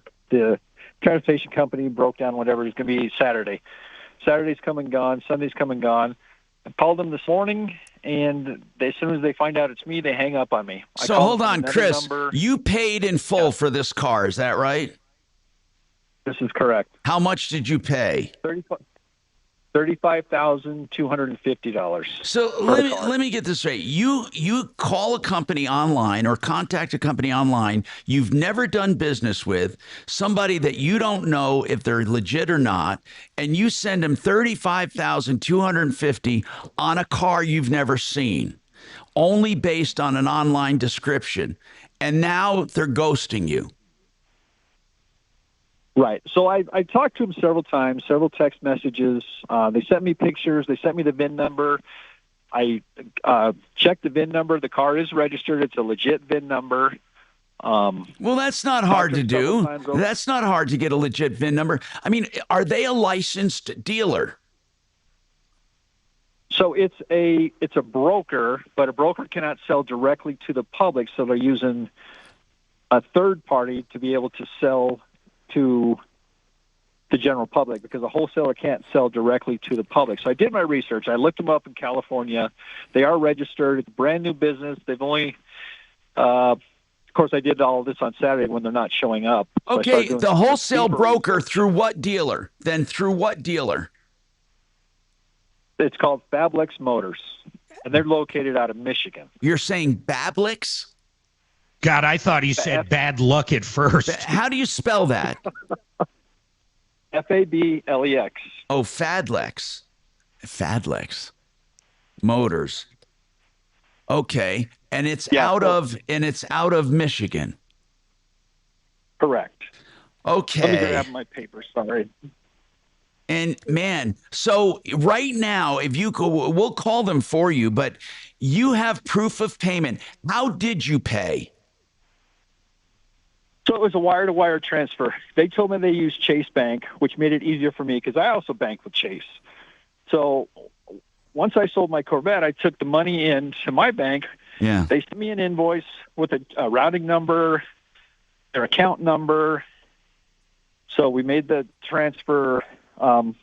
Yeah. Chris, I have no doubt you made the transfer properly. The question is, why would you do this? I mean, why would you do a deal like this, not even knowing these people? That's what I don't understand. I just don't understand how anybody would send $35,000 for a car sight unseen to people you've never met or known before. I just find it extraordinary. But go ahead. I get where you're coming from, but I felt reassured after getting all the paperwork and checking the VIN number with all the pictures and finding out it was a Are you spelling? We can't find this dealer, and we want to contact him. Yeah, it's FALBEX. FAL. We're not looking for the dealer. We need to find the person that he sent the money to, and that's the broker. Well, I'm looking for the dealer too. Felex. Okay, what's the broker's name? Chris. So the website is www.fablexmotorsauto.com. Fablix? I have phone numbers. No, he just keeps saying a different word every time. It's really hard to. Yes. Fablex? Okay, spelled 6 times. Yes, FALBEX. And now he's doing it again. FALDEX, he said. Faldex. Correct. Yeah, there's no such place. Yeah. They don't have a website. Has anybody been able to find it? No, I can't find it. Chris, is the car in transit? Where is the car? There is no car. This is just a ripoff. This is a total scam. I mean, give us again, slowly. Off the air. Do me a favor. I'm not going to do this over and over. People are pulling their hair out, killing themselves right now. Get the name of the website and put it on the call screener. The actual name of the website, because whatever he's using, Bluetooth or whatever, we hear something different every single time he says it. Every time he says it. So what we need to do is just at least locate the dealer.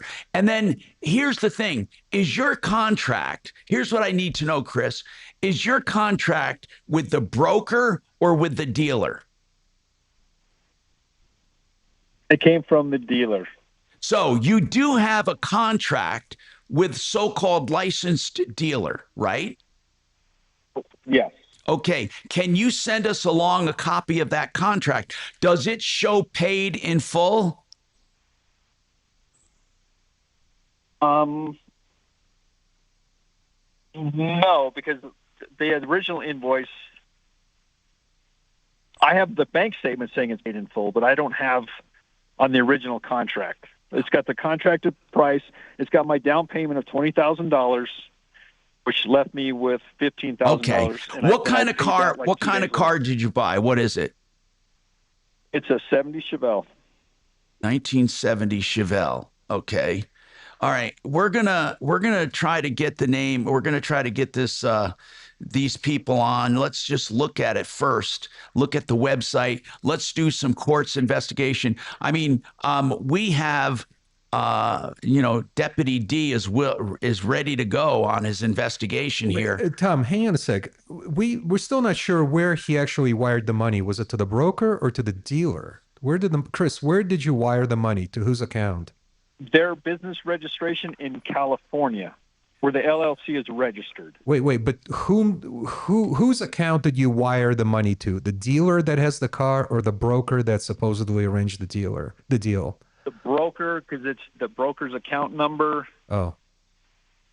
They told me to send, because this is a third party who's selling these cars. So they said, send the money to this LLC, and they are out of California. Yeah, this is a scam. So that's where the account number went and the tracking number. Yeah. Went to them. And the broker was supposedly in Michigan? Correct. Hey, so listen, man, your only hope is to come. We're friends with a really great automotive attorney. Yeah, let's do that right after this break. We want to talk to you about what you need to do because, Chris, you were scammed, okay? Axe, get the information and put it on the call screener for us. We have more coming up on the Troubleshooter Show. Very nice. And by the way, Falbeck's KRFX HD2 Denver. KHOW Denver, an iHeartRadio station. Ryan Schuling, mornings at 6. Dan Kaplis, afternoons at 4. This is Denver's talk station, 630 KHOW. Now, impact traffic. I got the one accident up north just clearing off I-25 southbound approaching 104th Avenue. He said Looks the like brokers the in travel Michigan, lanes are but the free now. dealers in It California. did back up almost to 136th Avenue, so it's still rather sluggish in there, maybe slow in recovering. Valbex, As you continue VEX. south, you got a little bit of company Valbex. there coming out of North Glen and FAL. Thornton. Pena continues to run just a little heavy coming out of the airport from Tower back to I-70. 270 is not doing too badly right now. Valbex All the other Motors. freeways are pretty light in I the see a foothills, Valbex US 6 west Motors. of Golden. Still delays with ongoing Michigan, construction work. Wisconsin. With Yeah, traffic, I'm Jonathan Steele. This report is sponsored by Taking a Walk Podcast. I'm Buzz Knight, the host of the Taking a Walk podcast, and join me for an upcoming episode with Ziggy Marley. That's Ziggy Marley, Grammy winner, a legend's son, on the Taking a Walk podcast on the iHeartRadio app or wherever you get your podcasts. We've been here 30 years, 30 Christmases in this house, and we have the traditions that most families have. That's Terry talking about her experience with Rhino Shield ceramic coating. We did Rhino Shield 14 years ago, and the house still God. looks the same as the first day. Rhino Shield really worked with me to help me get just the right nice soft yellow, and it's 14 years later, and it's the same color. The main reason Terry called Rhino Shield is because Rhino Shield is backed by a 25-year warranty. It just sounded wonderful that we could have the house Are there any coated reviews with on Rhino this thing? Shield and not have to worry about it again for God. 25 years. Take it from Terry. Give Rhino Shield a call at 844-31-RHINO. Call now and receive 15% off the regular Axe, price. get the name or of the go place, to rhinoshieldco.com. We're busy in here. And Yeah, said, good. Did you just have your house painted? Don't 'Cause mind they wanted us, to we're know who just the doing a contractor radio was. show. I said, no, it's actually. Yeah, but you're off the air now. And off, call now, 844-31-RHINO. Or go to rhinoshieldco.com. You know, the closer you get to retirement, Besides, I had my hands full with Mark not doing his spot. guaranteed money each month. You're used to a paycheck. You're used have to no getting it reviews at every all. 2 weeks or once a month or how often you get it really doesn't matter. But Valbex. He imagine was being spelling able that to every take other part way of but that that. IRA or that spell it 3 different 401k ways. and convert it into guaranteed. Which was one of the funniest things I've heard in a long time. Outlive. You will get that check till the day you die. That was awesome. That was like a comedy skit. That was great. Annuities out there right now are absolutely fantastic, and everybody should have them as part of their retirement. I want you to call up my friend Joe Chiano at mymoneymyway.com and talk to him about his products. mymoneymyway.com. Very nice. Thank you. Put you back on that. No, thank you, Shannon. Yeah, it was good. Thank you. It was good, Mr. All right. Major. Tom, did you need to know something from Max? Yeah, like the name of that. He was going to give us the name of the company. Tom, I found the phone number. Are you sure it's the right one? Because I tried getting the website and phone number from Is it area code Well, hang on. 262? I didn't get it because he said it's all. I have the name, but I can't find him on Google. What's the name? I put it in It's Fab, Falbex Motors Auto Dealership Incorporated in Wisconsin. Yeah, we found that one too. Is that FALB. Axe, is that the way you understood it? FALBEX? Yeah, that's how he spelt it for me. Okay, That's- good. And, All right. and looks like they sell just classic cars. Right. That's.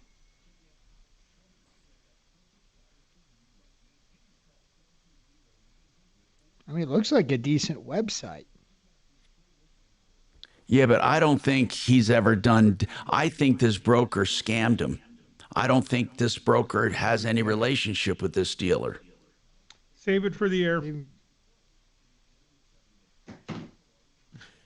Okay, Shannon. Yeah, I think the whole thing's a scam. I think we're chasing shadows. Yeah, exactly. This is just a scam. This is not a. Can you do hand But shadows? Dimitri, Deal it gone bad. looks like a legitimate dealership. Yeah, but the broker might have nothing to do with it. I think the broker, he sent the money to the broker. I don't Let's know. call the dealership and see if they know the broker. There's an easy one. And if they have the Yeah, car. call that number down there.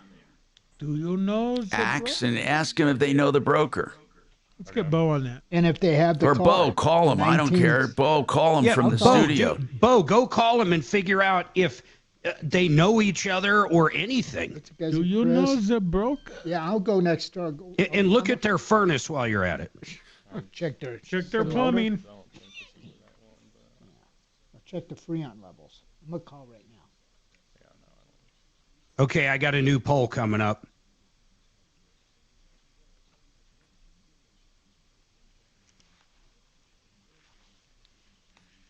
Payment methods are flexible. See, this dealer, I don't know, the dealer probably isn't a ripoff. You said the dealer probably doesn't even know the broker. I know. Sorry we missed your call. Please leave a message after the tone, and we'll get back to you as soon as possible. Hi there. My name is Bo. I'm a consumer advocate for a radio show here in Colorado. Hey, we have a person by the name of Chris that called in.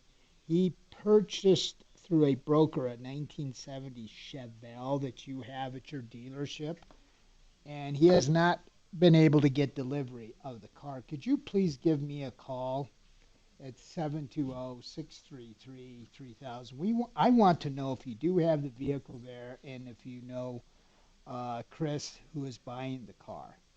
And I will call back and get you his last name and more details. Bo's on it. He paid the money. I hear him. He does not. How about that little fella? 1970 Chevelle. So again, this is Bo. Tenacious. I'm a consumer advocate for the Troubleshooter Show. I hear him. Hi, Tom Martino here. What is happening? Major Marc Mager. We are talking to Chris, who sent 35 grand in a wire. We for people out there, we got one of our deputies now, Bo. He's going to reach out to the dealership and see if they've ever even heard of this broker or if they even have this car. I'm starting to think the thing is 100% BS, meaning this broker just gave him a name of a dealership and stole all his money.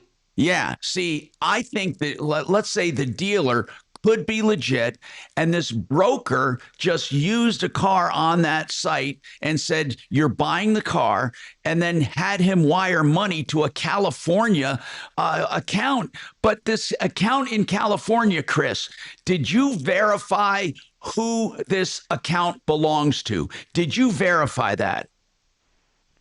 Yes, I did. Okay, and who does it belong to? It's Trevion, Trevion Dynamics LLC is the holder. And what's that? What's Trevion by Dynamics? That's the wholesaler. Okay, so That's what it's registered in. Got it. So you did California. this called, well, let's call him a broker, wholesaler, whatever. So this is the guy you sent the money to. You never sent money to that dealer. That dealer could be just somebody he picked out. I mean, how did you find this car? Online. Okay, when you found it online, was it on the website for Falbex? Correct. Yes. And you called the Falbex number and got this broker? Yes, his name was Paul Davis. That's who I worked with the whole time. But you got Paul Davis when you called the main number for Falbex? Correct. Oh, really? Okay. So you call this number for Falbex and you talk to this guy. This guy, I'm wondering if he perpetrated the fraud on his own. I mean, I don't know. I mean, hey, Bo tried calling out there. I did. I called and left a message. And Chris, do you have the VIN number of the vehicle? So I do. Okay. But what difference does that matter? Because I want to verify if Falbex actually has the vehicle at their dealership. Yeah, but okay. What I want to verify is that Falbex knows this guy, the broker's name. What did you say? I want to put down his name again. What's his name again? It's Paul Davis. Paul Davis. I'm going to call back and ask for. And Paul Davis answered the phone at Falbex. So you call on a car on this 70 Chevy Chevelle. You call on it, and he answers the phone. Correct. And he says, wire the money to this account of mine in California. To the registered LLC. So it's someone that he works for. So I understood that he was working for Fablix Motors, which is registered, I believe was in California. So when it came time for the money transfer or to send it to the bank, it went to the California address. And that did not make you suspicious at all? Yes and no, because I checked to make sure that they were legit. It was legit, registered in California. What was legit? What do you mean legit? What does legit mean? That they're registered with California. So They've got what? an LLC I can register in California for $25 today. I mean, what difference does that make? That it's a legit. Don't call it legit. Call it a registered LLC. I mean, big deal. So this guy registers an LLC and has you deposit money in it, and you believed that it was going to Fablix. Or Fablix, whatever, the dealer. And it was not going to the dealer. It was going to this guy's account. And now when you call, do you call Fablix or do you call a number you have for Paul Davis? I call the number, the Fablix number, but Paul Davis answers. Okay. So this Fablix number, you've never talked to anyone else there.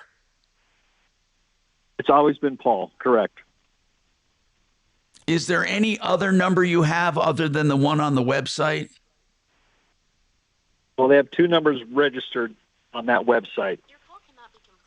Okay. I've called both of them, and I've got several text messages back and forth. Bo, did you call both of those numbers? Listen, I called in the beginning before I knew this Paul guy, and I was able to leave a detailed message. Now I just called 3 times, and they're just hanging up on me. That's what they've done to me. I called from a different number this morning. He hung up on me as soon as he found out who I was. So I'm going to go in the other studio and call. But now that he's got my number, when I call, they just pick up the phone and hang up. Man, you just been scammed out of 35 grand. This is terrible. This is terrible. Golly. Hey, Tom. Yeah. Hey, so I did look up Fablix Motors. They do have a license. And they are registered with the state of Wisconsin Auto Dealers Licensing Authority. So I think Chris's last remaining chance is to call the licensing authority in Wisconsin and submit a complaint. Yeah. And see if... Because he called their number to see, and then unless they completely disassociate themselves, but for now, that's the only contact he has is Fablix. And now when you call Fablix, Bo, somebody picks up and hangs up? Mm-hmm. Yes, I got hung up on 3 times. But when I made the initial call, I was able to leave a message about Chris and his 1970 Chevelle and asked for details to call us back. I identified myself who I was. And then when you guys gave me Paul Davis's number, when I called back, they just hang up. So I'm going to go in the other studio and call. Wow. Yeah, I'll don't give think Chris it's gonna the do dealer any good. number. What? It's WHL 8710. That's their dealer registration number in the state of you Wisconsin. mean to complain? Yeah. That's good. Chris, you do need to file a complaint. But you know, that was WHL 3710. Yeah, WHL 8710. That's Wisconsin. Mm-hmm. And it's owned by some guy named Slawomir Falba. That's not a good sign. And all I can find on Slawomir Falba is he died a couple of years ago. Slawomir? The same Slawomir. It really is Slawomir Falba. Falba. Mm-hmm. Okay. Chris, when you first sent the money, did he cut you off immediately or did he talk to you a few times? Oh, no. We continued the conversation. He made this sound like legit. There was that constant conversation, constant communication until the car was paid in full. He assured me the car would be here on Friday. Next thing you know, I call him Thursday night. I'm like, hey, are we still on for Friday? Well, I got the excuse that the transport company had a flat tire. It's now going to be Saturday. They would show up on Saturday afternoon. I said, he said, can you take it on Saturday? I said, yes. I'll be home all day. Not a problem. Oh, man. No call, no nothing. We So got here I am on Monday. And now we can't get through because they just keep hanging up. They know people are calling from Colorado right now. I don't know. Should we inundate them? Should we inundate them with calls? I mean, will they? I don't know. If they're scammers, that's not going to make any difference, right? It's not like they're going to give I up called from my 35 work G's phone. that they stole from Yeah. Chris. Foulbex, I'm just curious as to how deep Foulbex is. And this guy, maybe they're one and the same because he's the only one that's ever answered. So listen, we're going to keep trying, but this sounds pretty bad. And then they have a location on an actual industrial drive in Wisconsin. You thought they were in Michigan? Is that right, caller? You thought Chris? Wisconsin. I'm sorry. Okay. I might have said Michigan. I meant Wisconsin. That's on me. My fault. Okay. We got more coming right up. Hold on. I did. Well, yep.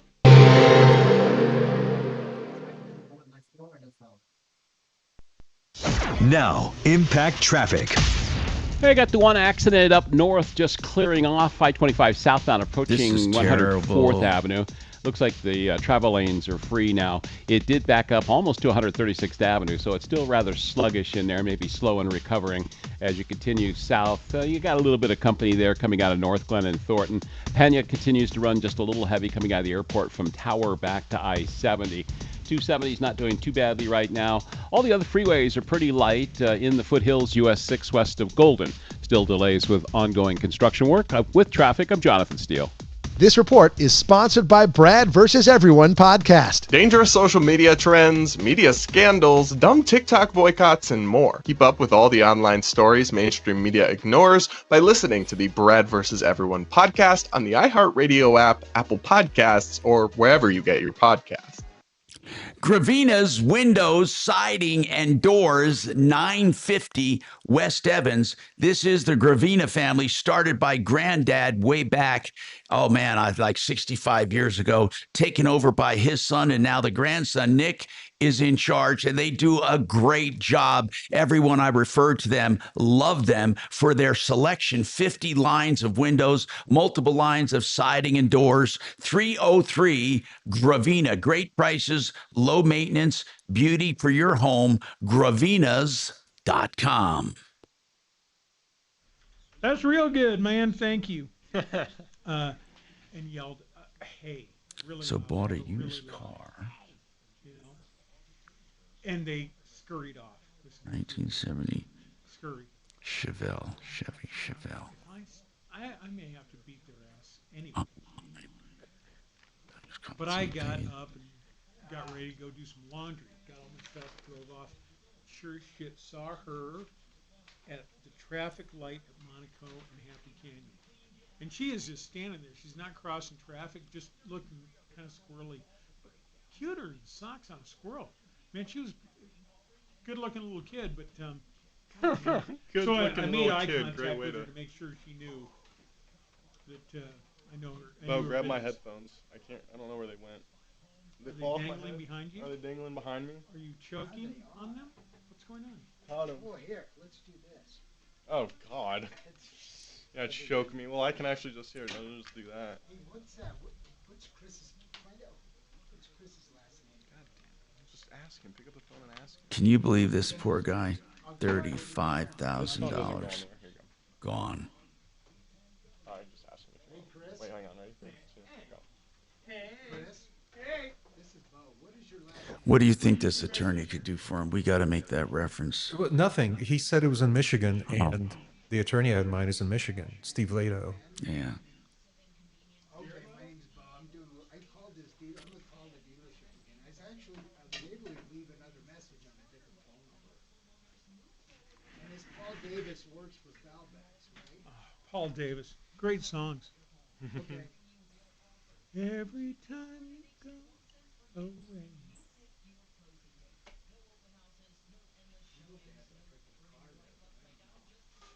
I don't know why they're fucking hanging up. All right, They might have blocked your number. They blocked my cell number. That's What? For sure. Smart. They blocked Bo's cell. I'm gonna put you back on. Smart. We should light these clowns up. Clown lighting. Did you want me to give him a call, Mark? Because the studio phone is Yeah, blocked. try to get him on. Okay. Yeah, for sure. $10. Make you holler. Tell them if they can come on the radio and name that tune, they could win a new car. Name that tune. 1970 Chevelle.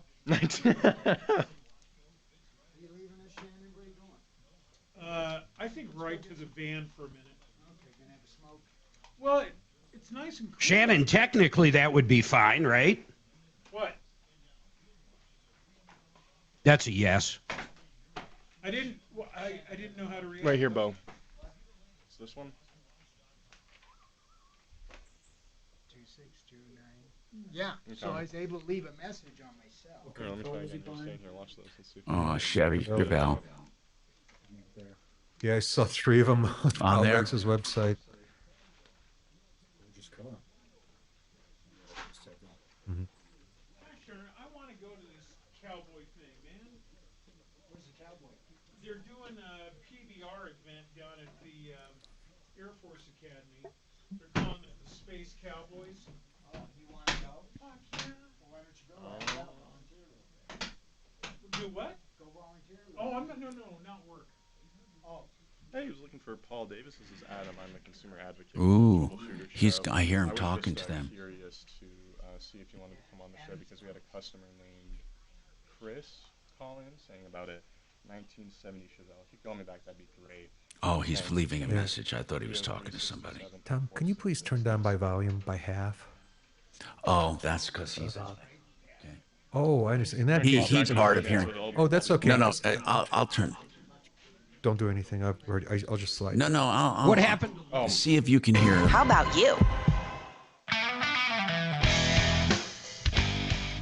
Hi, Tom Martino here, 303-713-TALK, 303-713-8255.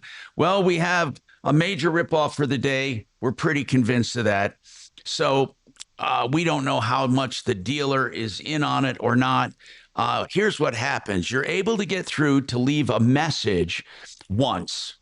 Then they block your phone, and when you call back, it's immediately disconnected. So that tells me the dealer is probably in on it. But this guy that supposedly is the broker, Paul Davis, he has you wire money to California. Paul Davis does. So this guy sent $35,000 and is being ghosted. That's a lot of money, and it was wired. Yes, hey, something else I found. So the Wisconsin DOT has an entire page dedicated to this scam. They said that they've noted a troubling rise in the number of these kind of fake car dealers out of Wisconsin. Oh, really? Who has that on there? Wisconsin DOT. Wow. But they also say that in 2020, DOT is their DMV. They go by both names on this page. In 2024, DMV's Dealer Agent Sections Field Investigation Unit investigated 1,200 consumer complaints and returned approximately $1.7 million to car buyers. So it sounds to me like there's somebody at Wisconsin DOT that's taking this matter seriously. So I think Chris's only chance is to call the Wisconsin DOTs. They do provide various contact names, phone numbers, and email addresses for this type of complaint. And maybe he'll luck out. Maybe Wisconsin, the state of Wisconsin, will recover some or all of his money. Maybe he will. So Chris, that's for sure. You're going to call that dealer licensing board and file a complaint, whatever it takes, an official complaint. Don't just call them, but if you have to go online, fill it out. And did you get any other number for this Paul Davis? That even sounds like a made-up name. Did you get any other numbers for Paul Davis? No, just the two they have listed on their website. So those the are the two that I've been communicating with. All right, and the two on the website, I only see one. Let me give you one of them for sure, and then you can give me the other one. 262-988-8668. That's 262-988-8668. 8668. What's the other one? Do you have another one? No, that's the only one All I right, have. that's the only one I have. You Anyway, should light them up. yeah, call him and tell him you heard about him here. I don't know what's going to happen, but we'll stay on top of it to see if we get a response. I'm Tom Martino. More coming up on the Troubleshooter Show. He's saying something different each I'd like to time, see Tom. who's next door to this guy and see if they, like, if you look on Google Maps, there's a dealership, and then we could see, like, people around him if they, like, Falbex Motors, Diamond Graphics. I'm just wondering if there's bad for this guy. 30 grand for his classic car he's been drooling over for years, probably. Do you want me to keep him on hold, Tom? Not much we can do for him now, no. I would like for him to call Wisconsin and call us right back. The dealer licensing board.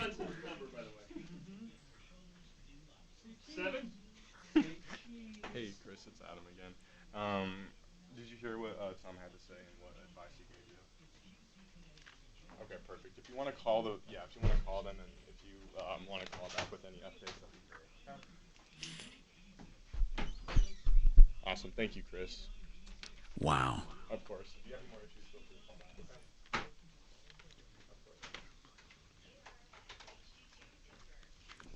I gotta go use the little tinkle. Where did you see this Facebook post that? Okay, this was from Jay. Wait. Somebody sent us something here. Reports regarding Falbex Motors and Falbex Express often surface in discussions about fraudulent auto sales and online classified scams. Many consumers have reported fake dealership pages, sometimes using the names of defunct lots that attempt to trick buyers into wiring tens of thousands of dollars. Where did this come from? It says it's from Facebook. It's a picture of a post on Facebook. Apparently, Falbex, they've heard about it. And I was a bit of a dick until I got this I am socks Adam. in my hand at the store. But goddamn $17. Jeez. I better see them socks, right, motherfucker? And I love these places. We need to see an ID. Man, you have to get something to get me to wire money. I gotta be so. I mean, sight unseen. Never did business with these people. He keeps saying, "Well, it was a registered LLC." I mean, he just thinks he did so much due diligence, and it was nothing. In the parking lot the night before. You like CC's? It was. Isn't that like? Yeah, and when you have to wire money to a totally different state, that's a big red flag.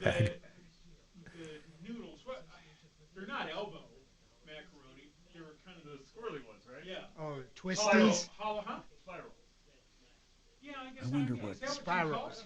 I wonder what. Right. A So I don't tube. know if it's got a Spigotoli name. Or Is anybody getting through? I wonder. I'm gonna call the number on here. Perfect. The way I got time. Mexicans made the Italian noodles was perfect. Sticks to Slightly underdone, 988. This could be so much better, but They're gonna have to shut down this number 8668. Don't say anything when you see me tossing an old TV in a dumpster. TV? Yeah. Oh, okay. A little one. It's over by parked strategically.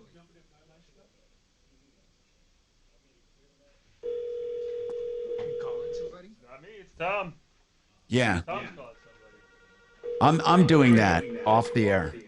Okay. I'm just calling this number. Thanks for calling Troubleshooter Show. I want to see if they answer. Don't say that.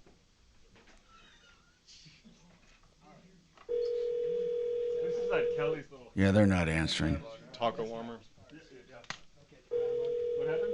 Not answering. Anybody hot or cold? I don't even see this there. Anybody Yes. want anything to eat? These are white. Oh, thank you. He's got the white Cherokee, right? Yes. See, they don't even have voicemail. Hmm? Do it right now. They don't even have The voicemail. whole thing's a scam, guys. Okay. Yeah, it's a complete scam. This is not a. To be honest, I'm not sure. I don't work for I don't work for the studio. I work for Martino. He's probably walking out the door right now. It's the white chair. Yeah. Okay. All right. I'll get it next time. Again, I don't know. I can try and ask, but again, we don't work for iHeart. He's usually in the front. Yeah. Do you know the thing to get to iHeart? This guy wants in contact with the building for iHeart. The number? Do we? He's what, advertised, or he's just what? I could ask, but he's just saying. The main phone line for iHeart here, Denver, is the 713-8000. That just brings you up to a directory. So I don't know if that's this poor guy. Okay. That's the easiest. 303-713-8000. He didn't say a name. He just said a building. Good luck. Yeah, exactly. That's why I said. Fuck, how do you know that's going to get you? No, I don't know what to tell him because. It's the automated thing. Goes anywhere. It's not going to get you to anyone, right? Globus. That's true. Yeah. So Globus is the name of the company that owns the building. No, Globus is the travel agency that lives in Globus. Oh, well, not according to Irby. Really? He said something. Globus bought the building? He said Globus. He said something about the building management has given out part of the garage. And he connected it to Globus. Not asset-based loans. In a way that I would. Yeah, actually, I did. No, I did know some. Yeah, let me look here. I think I do. Is it for real estate? All right. Hey, the only number I could really find is going to be 303-713-8000. I wanted to respond. What are they going to do? Glob us? You could. Of course. Have a good one. They do. Yeah. They glob people. All right. Thank you. Sorry, didn't mean to get involved. No, that's fine. One Google search and I found 3 different numbers. For anybody iHeart, but if they're wanting the building, I'm assuming iHeart when he said building. So I mean, if he's looking for a building owner, yeah, that's completely different. That number's got to be out there too. It's got to be somewhere downstairs on the first floor. No, it's got to be on the damn sign. If we're trying to lease this, I guarantee the number is on the sign that is perfectly hidden behind this tree. Like it was intended. Perfect. Planned it that way. Oh, God. 20 years ago. Plot, yes, a plot that was 25 years in the making. Nope.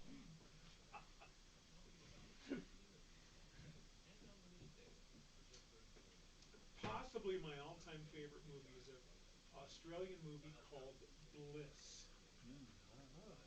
Nobody does. Nobody knows it. Fun mid-'80s movie, very surreal. Little like 97? Not 97. No. Earlier, much earlier. Okay. Australian, and it's tough with the name Bliss. Right. So it's before that.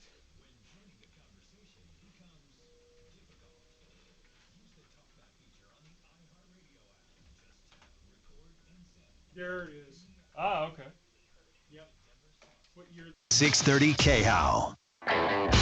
45 years strong, solving your problems, answering questions, taking complaints. This is the Troubleshooter Show. Now, Tom Martino. Hey, Tom Martino here. Welcome to the show. 303-713-TALK. 713-8255. We got Plumbline Services with us for plumbing, heating, cooling, electric, and drains. Great people at Plumbline Services. Bob Logan is with us. I've known these guys for years and years and years. I like to say 30 years. It could be longer. And basically from their origins. So if you have any questions, problems, complaints on that, I have a few texts that I socked away for them that we can get to. But I want to first highlight something that comes up on the show from time to time, and it's just out and out ripoffs. Okay. And this out and out ripoff has to do with a company called Falbex Motors. Now, we're not sure if they use the name Falbex Motors, if it's a real dealership, a fake dealership. and that the broker, Paul Davis, that sounds like a made up name, if he's for real. But here's what happened.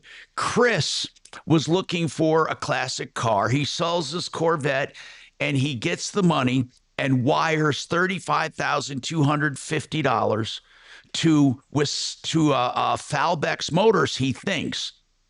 He sees the 1970 Chevy Chevelle advertised on Falbex Motors in Wisconsin. That's F as in Frank, A, L, B as in boy, E, X, Falbex Motors in Wisconsin.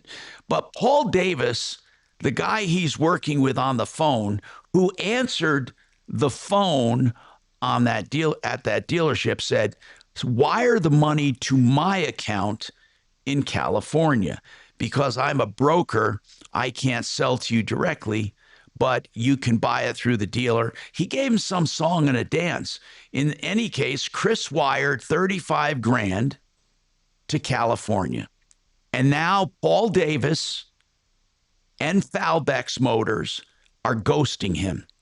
When we called to find out what's going on, we were allowed to leave a message one time. After that, as soon as we mentioned what we were calling about, our subsequent calls were blocked. So the number was blocked and it just got disconnected immediately. So we have reason to believe that Falbex and Paul Davis are perpetrating a scam and that they block numbers who call them to find out about it. And they're basically going to get away with it, probably. But there is an active dealer licensing board in Wisconsin. Deputy D says they've been successful on recovering money in auto scams and that there have been a lot of them recently out of Wisconsin. And by the way, some people sent me Facebook postings about Falbex Motors saying that they're a ripoff and that they are a fake dealer and that a lot of people have actually been burned dealing with Falbex Motors Incorporated. Now, we have the number. And by the way, we did get an actual text from them because I called on my Google Voice number, and they texted me back. And it's from Falbex Motors, the number and everything. And it says, "Dear client, thank you for reaching out to Falbex Motors. We've got you covered and nothing goes overlooked. If you reached us outside of business hours, expect a follow-up first thing. Feel free to reply with questions or details. Your manager will see everything." So I have an open text here that I'm going to use to ask about the problem to see what they do. It says that I can reply to this text, and I'm going to do that to see if they know Paul Davis and if they know about this deal. So it's just a shame when you lose that much money. That much money. Anyway, let's talk to Nicholas now on the Troubleshooter line. Nicholas, what's going on with you, Nicholas? Welcome. How you doing? I'm doing fine. What's happening? Okay. I just moved here to Colorado, and I've been working with this rehab place for maybe 8 months, and I get hired on with them in April. As soon as I get hired on with them, they give a tap check created in my name, and I don't know nothing about a tap check. No, wait. What kind of a check did you say? It's just a third party where you can borrow maybe $200 a day because they look at your hours, and I guess they look at your hours and I don't know. I'm finding out about this. Okay, Nicholas, where are you working? You said you were hired by a rehab place? 3131 South Federal Boulevard. It's the Heights, post-acute. What's the name of the place? It's called the Heights, post-acute. The Heights? Yes. Can you recognize what else he's saying? The Heights. Okay. Acute. And what do you do there? I'm a dishwasher, and I'm maybe dietary aid. I maybe serve elderly drinks or maybe food sometimes. But Okay. mainly Nicholas, where did you move from? From Georgia, Atlanta. And you found out about this job where? Online? No, actually, my mom, she stay here and she do DNA and stuff like that, the hospital work, stuff like that. And we trying to get out of Georgia and trying to move here. Actually. Okay, so is this place that you work at, this is where people go after a hospital stay to like rehabilitate, to go home? Yes. Okay. And what is wrong now? What's going on? You're working there. What went wrong?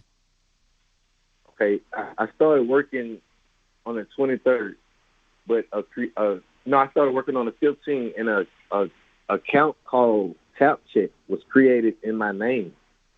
It was created in my name where you can borrow money, and I know nothing about it. Is your paycheck deposited into that account? No, it's deposited in my bank account. Okay, and this other account that was created in your name, who created it? Which I've made a police report, and I don't know who made it, but that's the problem. Okay. And tell me, is someone taking money in your name? Yes. They took maybe $1,200 so far. Their account is fraud right now. They stopped the transfer so they can get no more money out of my account. Now, does the money, hold on, that's what I wanted to ask. So this fraudulent account where you can borrow money and pay it back, does the money you pay back come automatically out of your bank account? Yes. But from my check. Who connected your bank account? Who connected your bank account to that? No, they put their own card on the account. Okay. They created a fraudulent email. They have a phone number on it. No, I get it. Okay. But is this account used to pay you? Is this how they pay you? No, this account do not pay me.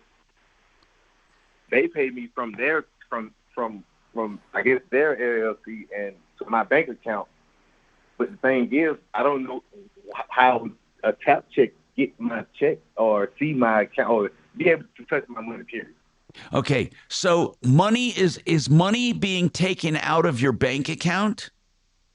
No, it's taken from my check, like before I get it. Oh, I don't get the check. Yes, you mean even before? Hold on, even before you get your paycheck, there's money being taken out of it. Correct. And I don't even know about it. What does the Heights say? Where do they say the money is going? No, they told me to call Tap Check. This the HR and the kitchen manager, who I talk to get hired. The only person know my information is the HR. I don't understand how they're accessing your paycheck. How are they getting money out of your paycheck? They see I don't know. That's what I was trying to find out. So I called the Tap Check, and I got a report now. I had to make a police report. Right. And I gave them the police report. I had to let my HR, the job, know, which I went to them and asked them about a Tap Check. How can someone create my name, a Tap Check in my name? You don't want to have my information. I just moved here. Okay, so help me out here, bro. I just, based on what I heard, I don't think the Heights post-acute, that's what they're called. They're out there on South Federal. Post-acute care, right? Yeah, I think if they sent our caller's money to some scammer, they owe the caller that money. I know they do. He did not authorize the Heights to conduct any deductions from his paycheck for the scam account. They somehow did it on their own. They owe him the money. Yeah, someone is ciphering off of your paycheck, but who? So now I let everyone know, the administrator, everyone, and I guess I'm on leave. I don't send emails. Am I fired? Do I still work? Do I still get paid? What, like right now I'm at home. I'm not working. I had hours because I worked there.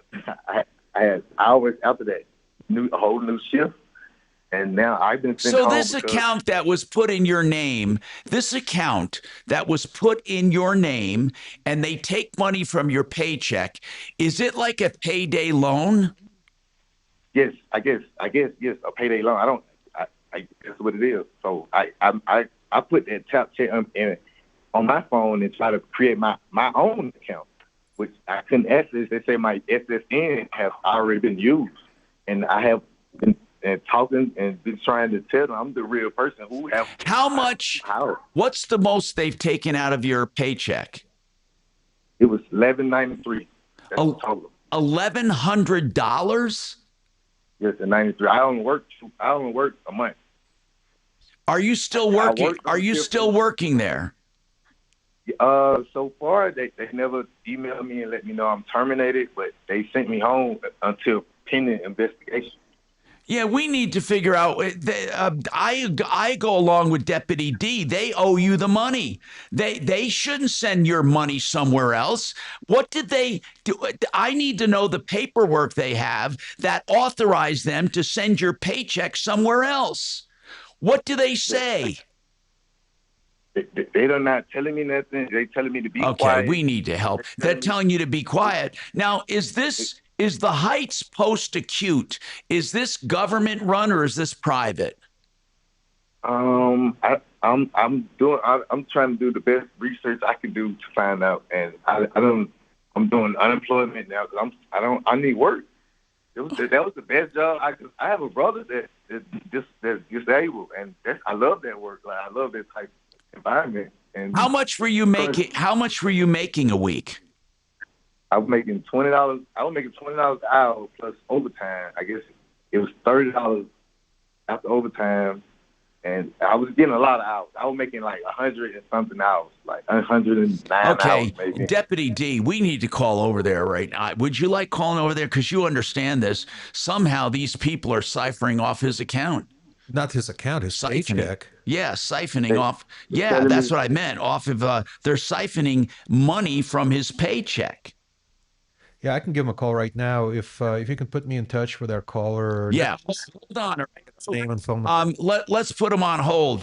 God, this guy's working his butt off, and they're taking money from him, and he has no idea. I got to take this break. This is bad news. 303-713-8255.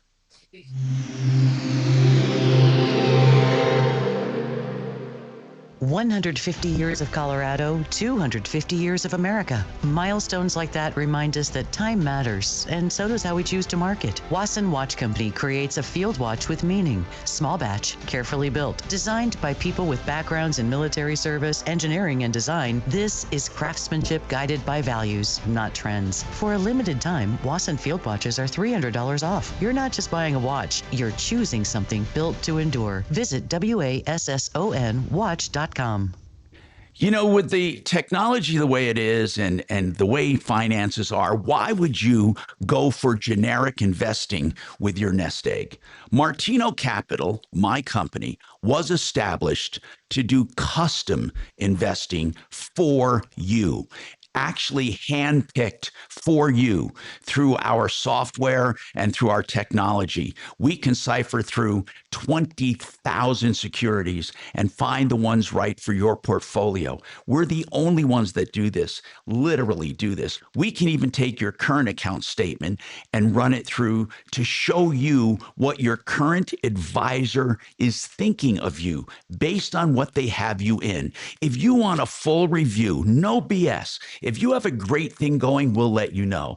Give us a call. Give us a chance to show you what we can do. 303-771-HELP. You have my word on it. You have my name on it.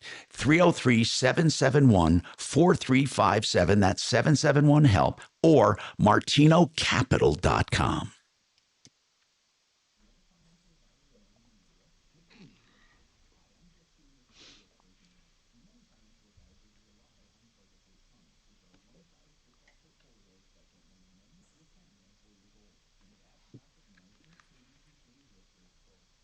This is crazy, this guy, man. We're having a lot of crazy ones today these poor people aren't. Bob, I'm sorry, man. This crazy stuff.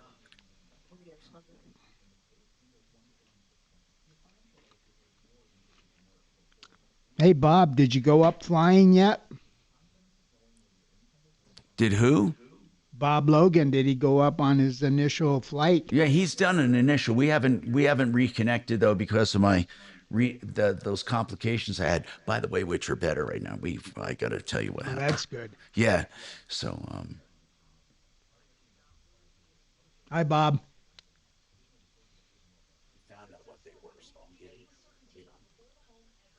Good.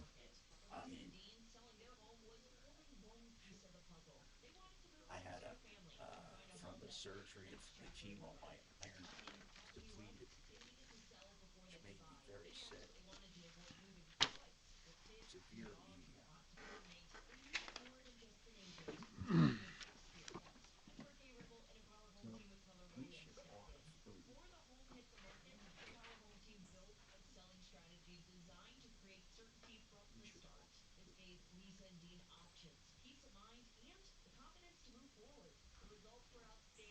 Do you like chicken?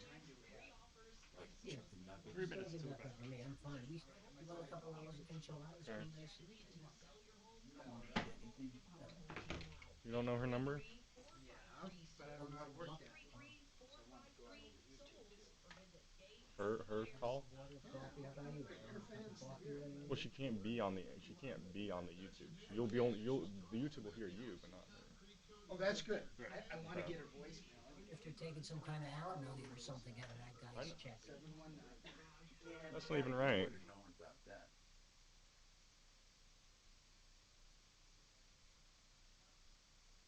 There's good ones today. A skilled nursing facility. So it's a legit place. The Heights post-acute. He likes the job.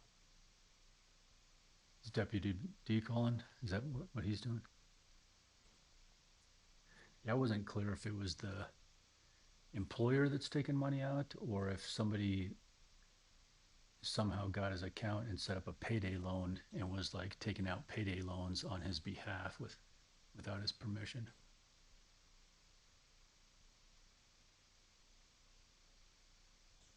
Somebody that got his account. Right. It's amazing the extremes people will go to scam people. It's just amazing. No matter how many years is on the year, you think people would learn.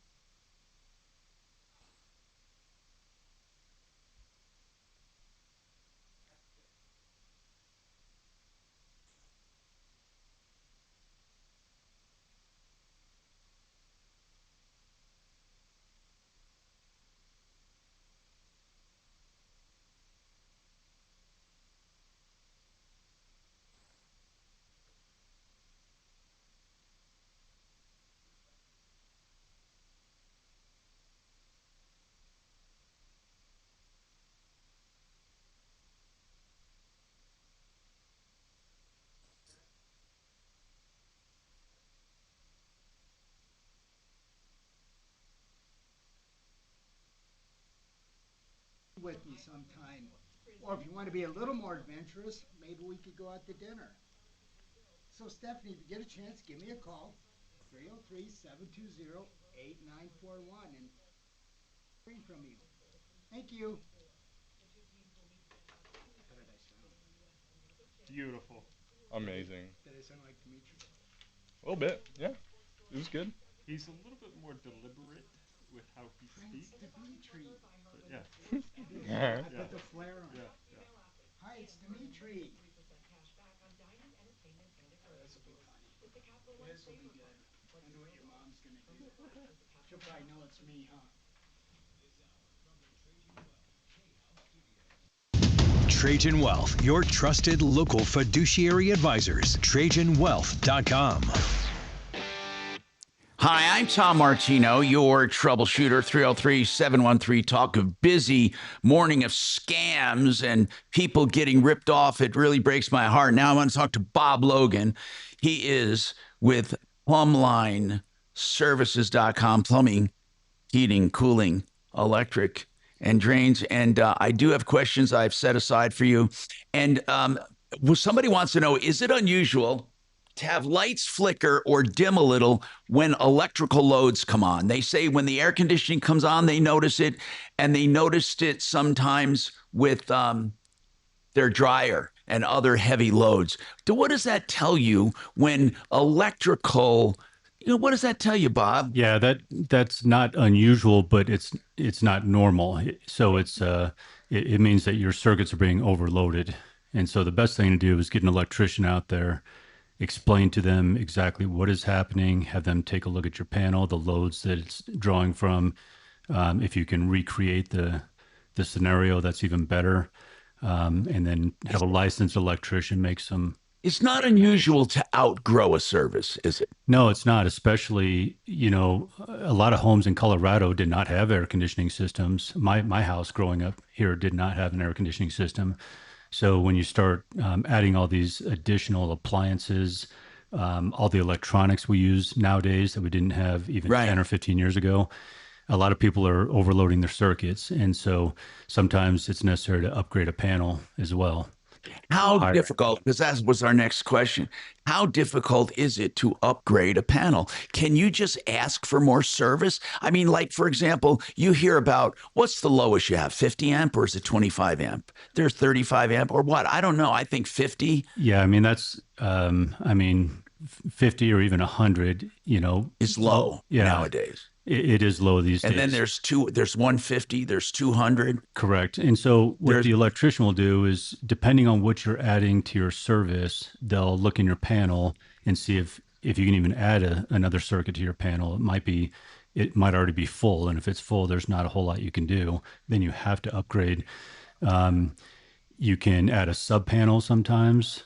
When you add a sub panel, though, it doesn't add amperage, does it? Like if you have 100, can you add 50 and have 150 total, or do you have to do the whole thing? That would be a question best asked for a licensed. Okay, so when you guys do upgrades, though, you can upgrade the entire house. Without a doubt. Do you do that a lot? We every day. Because people are outgrowing every day. Yes. And some of the biggest reasons are the new appliances. A lot of people add new things. They're doing more, like you said, some people never had air. Everyone has air now. A lot of people didn't have dryers. Everyone has a dryer now. Everyone has a dishwasher. If you think about it, some of these older homes just weren't built for all of these things. Everything we use is electronic these days. And so for many, many homes, they're overloading their circuits. And so again, it's not unusual. Is that a one-day job, or does that take is that tough to do, or one day, or it's a difficult job, and always have a licensed electrician or plumber or HVAC technician. And if you're using a handyman service, you're just having trouble. Okay, so can you go out and assess what they have and what they need? Yes, you can. Yep. Without a doubt. Without a doubt. Is that called an electrical inspection? What's that called? An electrical inspection or diagnosis. Do you charge for that? It's something we typically charge $49. We do have right now. I just had it done. We've got a special right now, $21 for a whole home electrical inspection. $21. Wait, I want a refund. Well, we charge you retail plus 10%, but for our good customers, it's a $21 electrical inspection. We'll come in, $21 entire evaluation of your electrical inspection, give you any recommendations that we see, safety concerns that we see. If you're looking at adding circuits or upgrading your panel, we can give you options for that. And there's no obligation to do anything after that.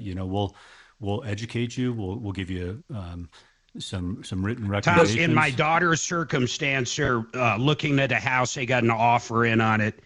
And I told them, you need to do what I did when we bought this house. Bob sent out an electrician, a plumber, and an HVAC guy, and wrote up a full report for me. That's right. Which is why we charged you $800, Mark, because you didn't own the house already. No, instead of having just a home inspector, I often do that. I take the major systems when I get serious, and I have the HVAC system inspected, the electrical inspected, I have the sewer. I have them separately inspected when I get serious, because a home inspector, as good as they might be, they don't know every little detail of every item. It's really important to have those systems inspected, I think. I think you should have them inspected by experts. There's no way they can be an expert on everything. They got hundreds of things they got to check out, and they're just going through a checklist. And they're knowledgeable. They're certainly knowledgeable, and they're experts in certain areas. But there's no way they can be as knowledgeable as a licensed electrician, a licensed plumber. And that is my secret in real estate negotiation. Frank and I have done this before. Frank, of course, is a genius. Frank Duran, the real estate man. So what we did was, when I like a place, I go back and look at it a second time, but we don't tell them I'm necessarily looking at it. He just shows another showing, and I go back, and this time I take licensed people with me. And I literally, before I put an offer in, I know everything about that house. I have a foundation guy, if there's any question. I have the HVAC, the plumbing, and electrical, and I have a good idea of what that house needs, down to the penny. I had Jay Bretz check out the roof, the attic, and all of that. So when I go in and make an offer on a house, it's after I've seen it twice. The first time I bring somebody with me, the second time I bring the experts, and once in a while I might go back again. And as far as this guy's concerned, it's my second time, because we don't necessarily say, oh, the guy wants to see it the second time, he wants to see it a third time. We just gain access and get another showing. So the point I'm making is this: I go in loaded. I know when I make an offer on a house, the condition of the house, and I know what I'm going to have to invest. So I get X amount of dollars that I know I'm going to invest. And that included stucco repair. I went down to everything this house needed, and it came to $150,000. Some of that was optional. I wanted to do epoxy floors on the garages, and I priced it all out. This would make this house perfect. So then I go in and negotiate with no contingencies and no inspections. People, because they don't know, I've already inspected it. So you don't go through any of that garbage. When I go back, seemingly the guy might think I've only seen it once, possibly twice, and I make a no contingency close, hard earnest money, no inspection. They go, oh my God, let's snatch this guy up, because I know they knew here. I thought they thought they had a foundation problem. They thought they did, because there were telltale signs, but it wasn't. It was simply that the driveway needed to be lifted and the garage was a little high. But to make a long story short, there was nothing wrong with the foundation. So when they get an offer, no contingencies, and that means that non-refundable earnest, I said, look, I want to make it and close in 3 weeks. They can't believe it. They can't believe it. And that is strength, people. When you go in with knowledge, you can do it the conventional way, but I'm telling you, if you do it my way and you get absolute figures of what you're going to spend on a house, you can go in and negotiate better than anyone else who has a lot of unknown variables. All right, we have more coming up on the Troubleshooter Show, 303-713-TALK. And as I said, it was Frank Duran, the real estate man, who does all my bidding for me. And he'll do an analysis of your home if you're looking to sell, free of charge, no obligation. 303-920-1622.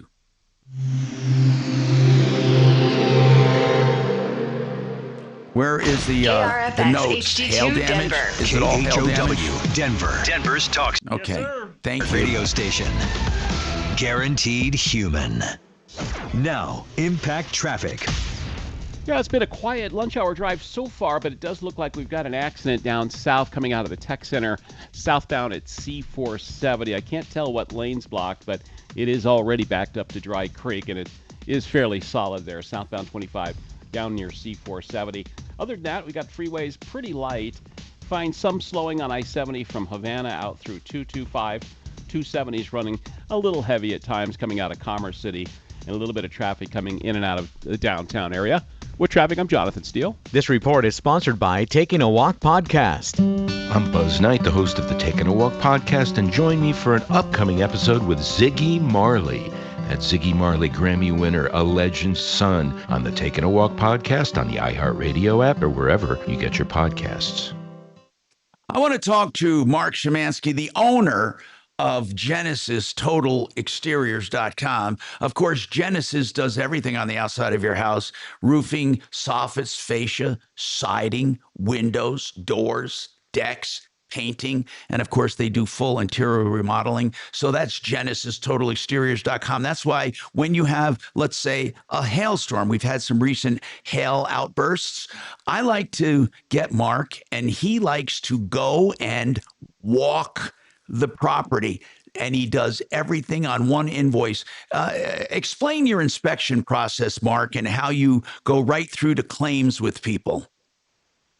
I tell you, Tom, just to back up a second, what you guys were talking about on the show just before this, I was out there at Mark and Suzanne's daughter's house. Yeah. And, they got a new roof. They got a new roof a couple years because of hail damage. But guess what? They didn't get everything else. There was windows damaged, siding was damaged, paint was damaged, gutters were damaged. All these items were missed by whoever did that house before. And so, with Genesis, we're a one-stop shop. You're going to get your roofing, your siding, your windows, and your screens, and any kind of paint. Any of that kind of damage happens, we're the ones that catch that for you, and then we negotiate with the insurance companies to make sure you're treated fairly. Exactly, because you know what has to be done, and it can be all one point of contact and one invoice, and they don't have to go anywhere else. And you will walk the property free of charge with someone and go through all of their systems. You bet. We do that all the time. It's just something we do, and we catch everything that the insurance companies tried not to pay you for. So it's a great idea to call Genesis. So if you have hail damage, again, we just had damage right outside of Denver on the northeast side of Denver. Give us a call if you were in that hailstorm. Genesis Total Exteriors.com, 303-679-8509. That's 303-679-8509. Genesis Total Exteriors.com. Hey, thanks, Mark. Appreciate it. Hey, Bob Logan. Yes, sir. Hey, Matt is on vacation. I don't know where I get those reports you guys did, along with, I know they need GFI and some other stuff. Can you track down those reports for me, please? Yes, I will. So the only one we dealt with was Matt, and the realtor was there to let you guys in. Is he talking about his daughter's house? So did we have your information, your daughter's information? I think Matt I told Matt to deal directly with her, so it would be under Adeline Mager. So are you sure she hasn't received those? Yeah, I'm positive. She just texted me, is why I'm asking you. Okay.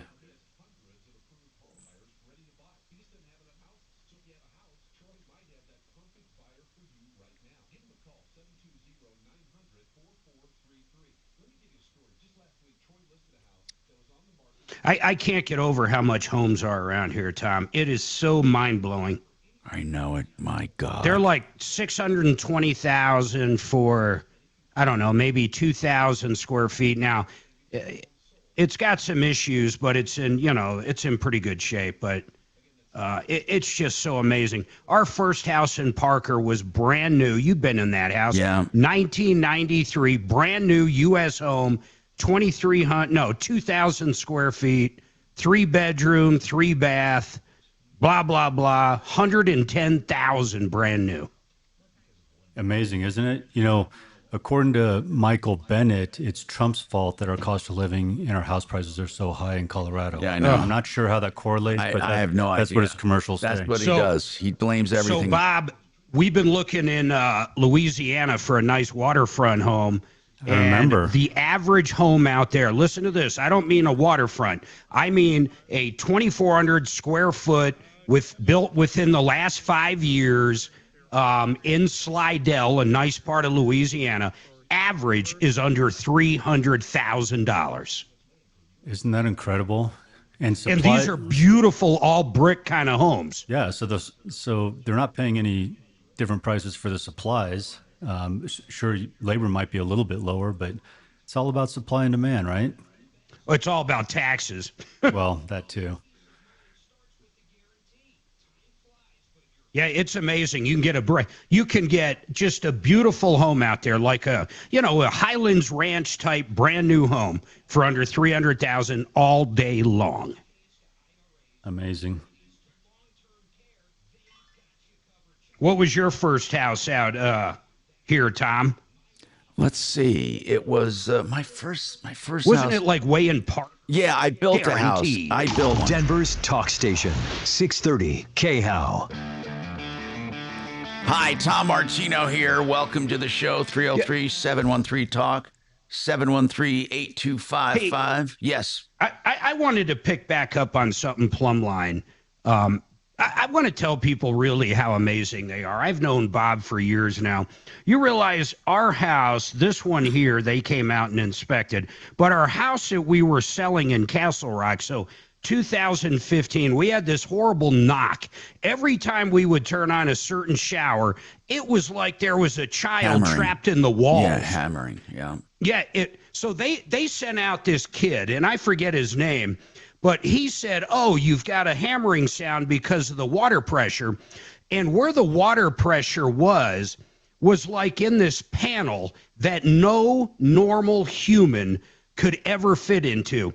This kid somehow got into our wall, replaced this valve, got rid of the problem, all within 3 or 4 hours. He was like, what do they call those people that can bend in every way? Contortionist. A contortionist. I just couldn't believe how good this plumber did. Then the problem gone forever. Then we had him inspect our furnace because we were putting the house up for sale. They said the furnace was in good shape.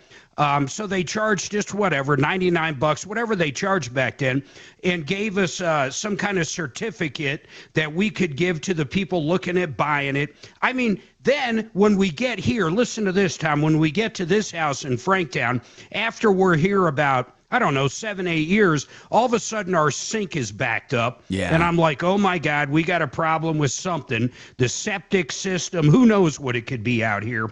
And we called these guys up.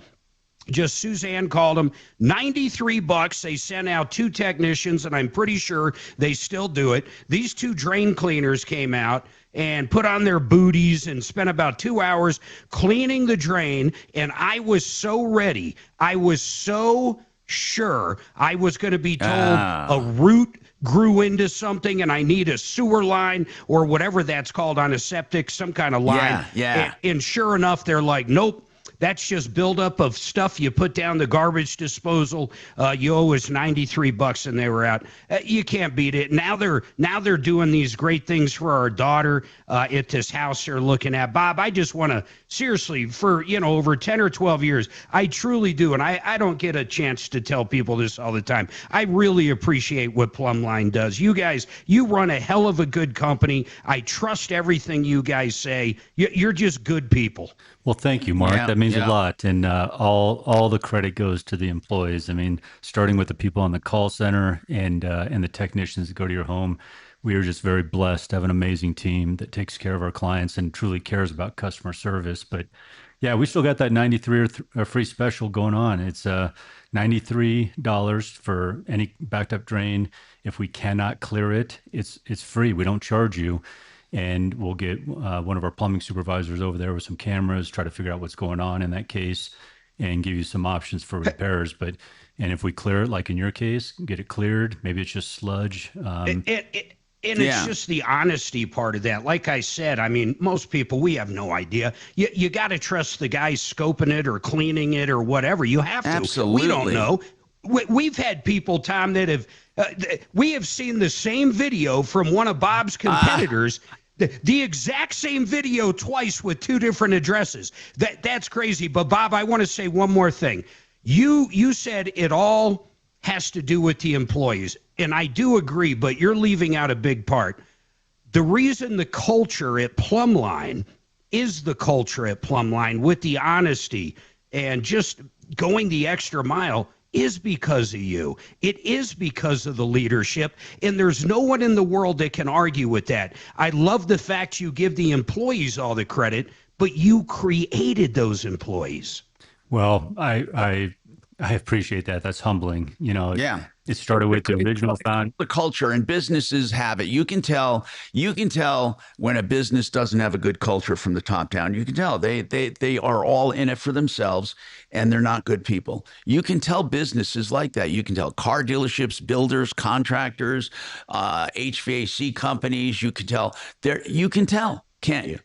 Yeah, I believe you can. And, it comes from the top down. We're now the largest residential service provider in Colorado. And that was, although it was a goal, that wasn't the primary goal. At the end of the day, I want to go home, put my head on my pillow at night and know we're doing the right thing for our clients. And it's because of that and because of what our employees deliver, that's how we became the biggest. But, like I said, the revenue, the size, that's just a byproduct of the great work that all of our employees do. Yep. 303. And we love representing great companies. 303-713-TALK, 713-8255. Deputy D has a follow-up. Oh, we got to take this break. We'll come back with a follow-up on this Nicholas case, which is very, very curious. He just moved to Colorado, was hired by a company, and they're siphoning his paycheck to a buy here, not a buy here, but a payday loan place. We'll talk about that coming right up.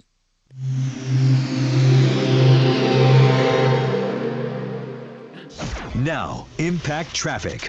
Some brief delays on the south end of town. I-25 southbound just before the exit to C-470 and E-470 in Lone Tree. Right lane closed for debris cleanup. We've got some crews blocking the right lane there with 5 minutes of slowdowns and slow traffic back from Dry Creek Road. Pretty quiet drive otherwise throughout the Denver Metro today. Some slowdowns on I-70 eastbound approaching DIA. Slower speeds between Peoria and Pena Boulevard. With traffic, I'm Mark Swan. This report is sponsored by Taking a Walk Podcast. I'm Buzz Knight, the host of the Taking a Walk podcast, and join me for an upcoming episode with Ziggy Marley. That's Ziggy Marley, Grammy winner, a legend's son, on the Taking a Walk podcast on the iHeartRadio app or wherever you get your podcasts. Well, one thing we love great companies on this show. You have to listen and you will be so happy, like Excel Roofing. You don't pay a cent until you're content. Excel, as in excellent, EXCEL, that's excelroofing.com. They have a pricing tool on the front page of their website where you can find out what your roof will cost you to the penny. excelroofing.com, front page. In less than 2 minutes, find out the price of your roof. Plus, they do gutter cleanings for $99, and they do windows and siding and painting. excelroofing.com. Municipal. The plumb line they were talking about with the panel getting the new boxes and everything, so that might be what it might be Bob Logan from Plumb Line, but we haven't had a Hey, Dimitri. I don't recall a special or anything with that. Was that you right? Dimitri, he's calling you, Mark. Oh, okay, Mark is. Hi, Mark. This is Dimitri. Hey, Dimitri. This is Mark. Hi, Mark. Hey. Did you ever get those emails sent over to him? Yes, I did. In fact, we got that whole thing scheduled today. Oh, good. I'm going to send out the invites, right, Dimitri? What are you talking about? The meeting today. Oh, I already took care of it. I know you can't make the 2:15 meeting. I'm going to do it from Tom's house via Zoom. Okay, I'll go ahead and send them out now. Oh, that's a really great idea. For next Thursday? No, Tuesday. Next Tuesday? tomorrow. Okay. No, I was going to tell you, Teams is free. So you can Zoom. I got it on. I registered for a free Zoom account. Yeah, Zoom works too, but just so you know, Microsoft Teams is basically the same thing and it's free. That's really nice to know in case I get banned from Zoom. My guess is you will eventually get banned from Zoom. Just like Doc got kicked off of Match. Yeah, Right. like if they, God forbid, activate my video camera when I'm not ready, that will be the end of me. Yeah, you're right. Doc not only got kicked off of Match.com, but he got kicked out of the National Women's Correlation of Stuff. He does not dye his hair. Yes, that's right. The men's club booted him as well. Oh, jeez. The hair club for men. Well, listen, if I get kicked out of Zoom, that won't be a big deal because I've been kicked out of nicer places. Ah, it's funny. Hey, Tom, did you ever dye your hair? Yes. Oh. Yeah. I didn't know that, actually. A little when I was getting gray patches and I wanted to make them even. I didn't want it all. I wasn't getting gray. I was getting gray patches. Oh, patches. But it was looking bad. So once I made it darker. But once I started going gray, I just said the hell with it. Like, hey, Vinny, did you ever dye that like scalp? That kind of a... Yeah, I was getting like weird blotchy gray patch. I didn't go salt and pepper. Yeah. I would have gone salt and pepper, but I didn't. So I made it all one color. Not one color, but darker. I agree. That's not a great So true story. My brother-in-law in his early 50s was having a really hard time finding a job, and he had years of sales experience and great guy. Someone said, dye your hair. He dyed his hair. Within 2 weeks, he had several job offers. Oh, man. Yeah, it's oh true. my goodness. Interesting. Oh. Maybe I should dye my hair. I'll get it. Nice. I want to know how Vinny Look, you feels see? It's basking turning in gray. all the glory. See, it's turning gray. I mean, it looks good. Vinny's having a good time. But Handful of gray hair. yeah, but Did he at least offer to buy you pizza, Vinny? I offered to buy him food. He doesn't want any. Okay. I don't know if I believe that. well, after the update, I'm gonna go get a coffee. Bob, do you want anything? He's got some enchiladas upstairs. Does he really? You know, I would love a cup. With real cream in it? Absolutely. No, you want a Oh lot of God, cream, do not right? do not have It's a that brand cream, new Bob. Oh, he's already addicted me. I got it at home. Yeah. You do? It comes from some strange chicken out of the lands of All Netherlands. organic, very creamy. Yeah, so this is a Grass-fed brand new cream. carton. I'm gonna pull on the ring to open it up. Perfect. When I make your coffee, you're gonna get the first serving. And it's going to start expiring instantly. Oh God, I was It actually does start. It starts What to did you expire. Heavy cream. You didn't throw it out, did you? Expired. As soon as you open I'll use it. not before. Oh man, I'll use it. Too late. It's good till it's extra chunky. I use it until it's no good anymore. No, I just check it. Mark is gonna be gone for 2 weeks. I don't want to take that chance.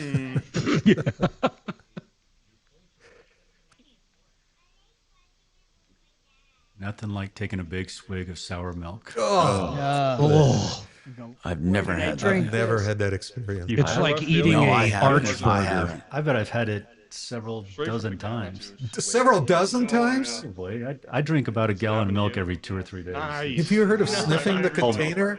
Have you heard of that's- sniffing the container before you drink the milk? You got to sniff before you put it in your mouth. That's Defamation lawyer. Because I haven't drank a thing. Weekday afternoons at 4 on Denver's Talk Station, 630 KHOW. Hi, Tom Martino. Deputy D was looking into Nicholas's case. So Nicholas says he just moved here, got a job at the Heights Post-Acute. That's a skilled nursing facility where people go after they had a stint in the hospital to recuperate to go before they go home. It's like a halfway house there.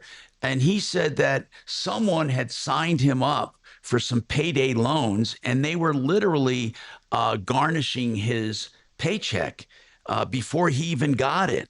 And he said he never did the payday loans, never got any money from them, but they were garnishing his wages.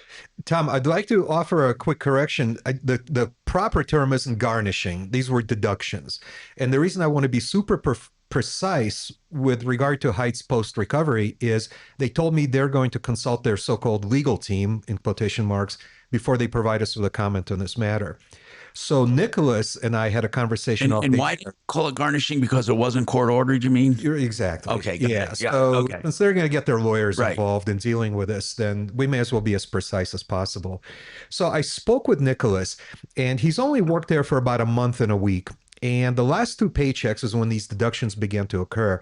The first one was $709. The second one was $484. I did look up to see what tap check is. I've never heard of it. Are you familiar with this service? No, not at all. So Tap check. Tap check. I'm looking at their website. They're not. They say, hey, they're not a bank or a loan provider. Here's what it looks. What they do. I've never heard of this. But your employer signs up for it, and then the employer signs you, the employee, up for it.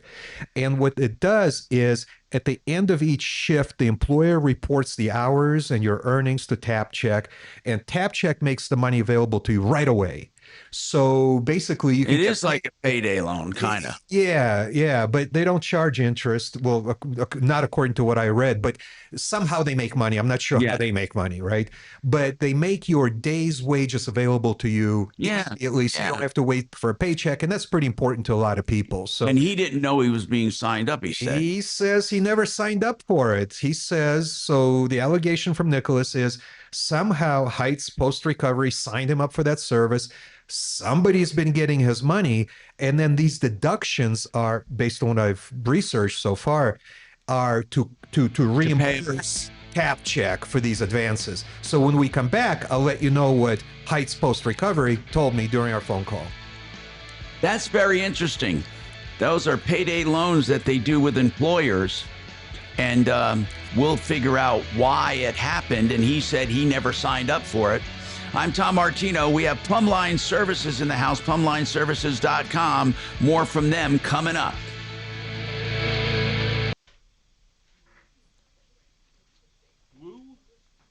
Who?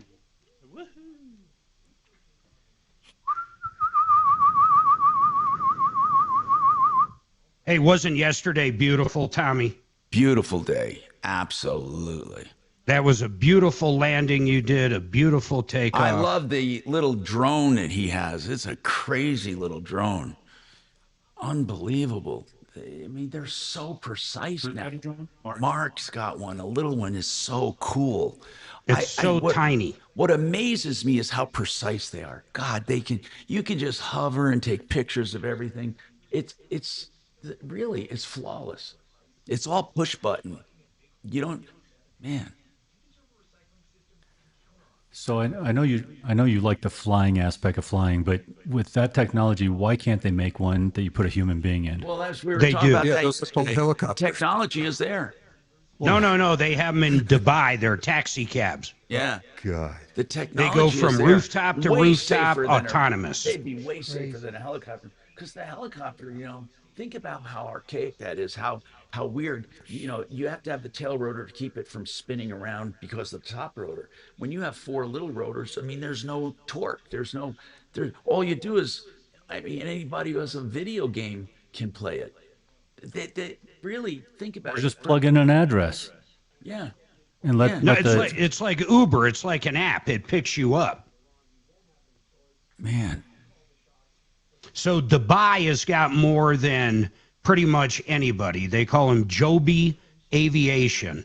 Really? So they have them? Joby Aviation? Oh, I just saw it here. Aircraft company. Yeah.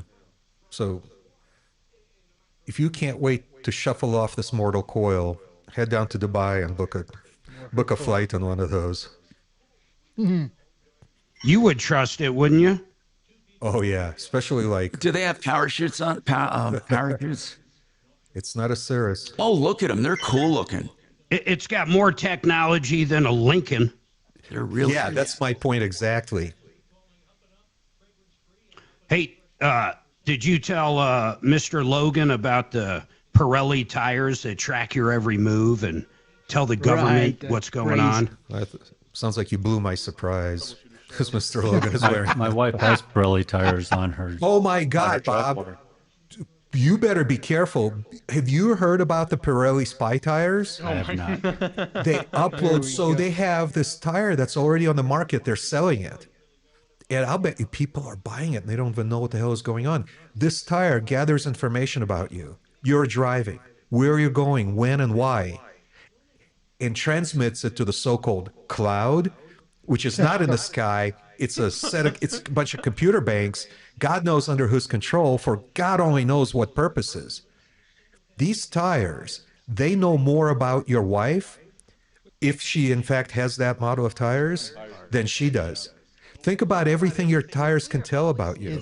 What shoes you're wearing, where you went. I mean, it's right down there. It can look at anything. So there, Bob. So you get beat. Why is that a concern? By the way, the cloud Isn't that self-explanatory? I just delivered a. It's a bunch of stuff. That's what you think. That's what most of us would say, Bob. It's like, all right, if you want to look through the eye hole, well, enjoy yourself. My point is, I guarantee you your wife does nothing wrong, as as you don't, but why feed the beast, Bob? Why feed the beast? Because it's hungry. Exactly. She does speed. She drives very. Yeah. Well, wait till you hear how much your insurance company is going to start paying Pirelli for reporting on her speeding and driving abilities and habits.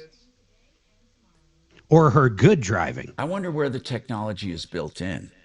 It's right in the tire. It's in the rubber. It's Tom. Is there a Tom, chip you're in the engaging in the things I thought you have learned better.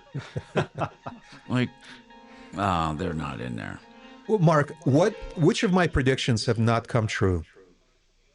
My microphone falling after you fixed it forever.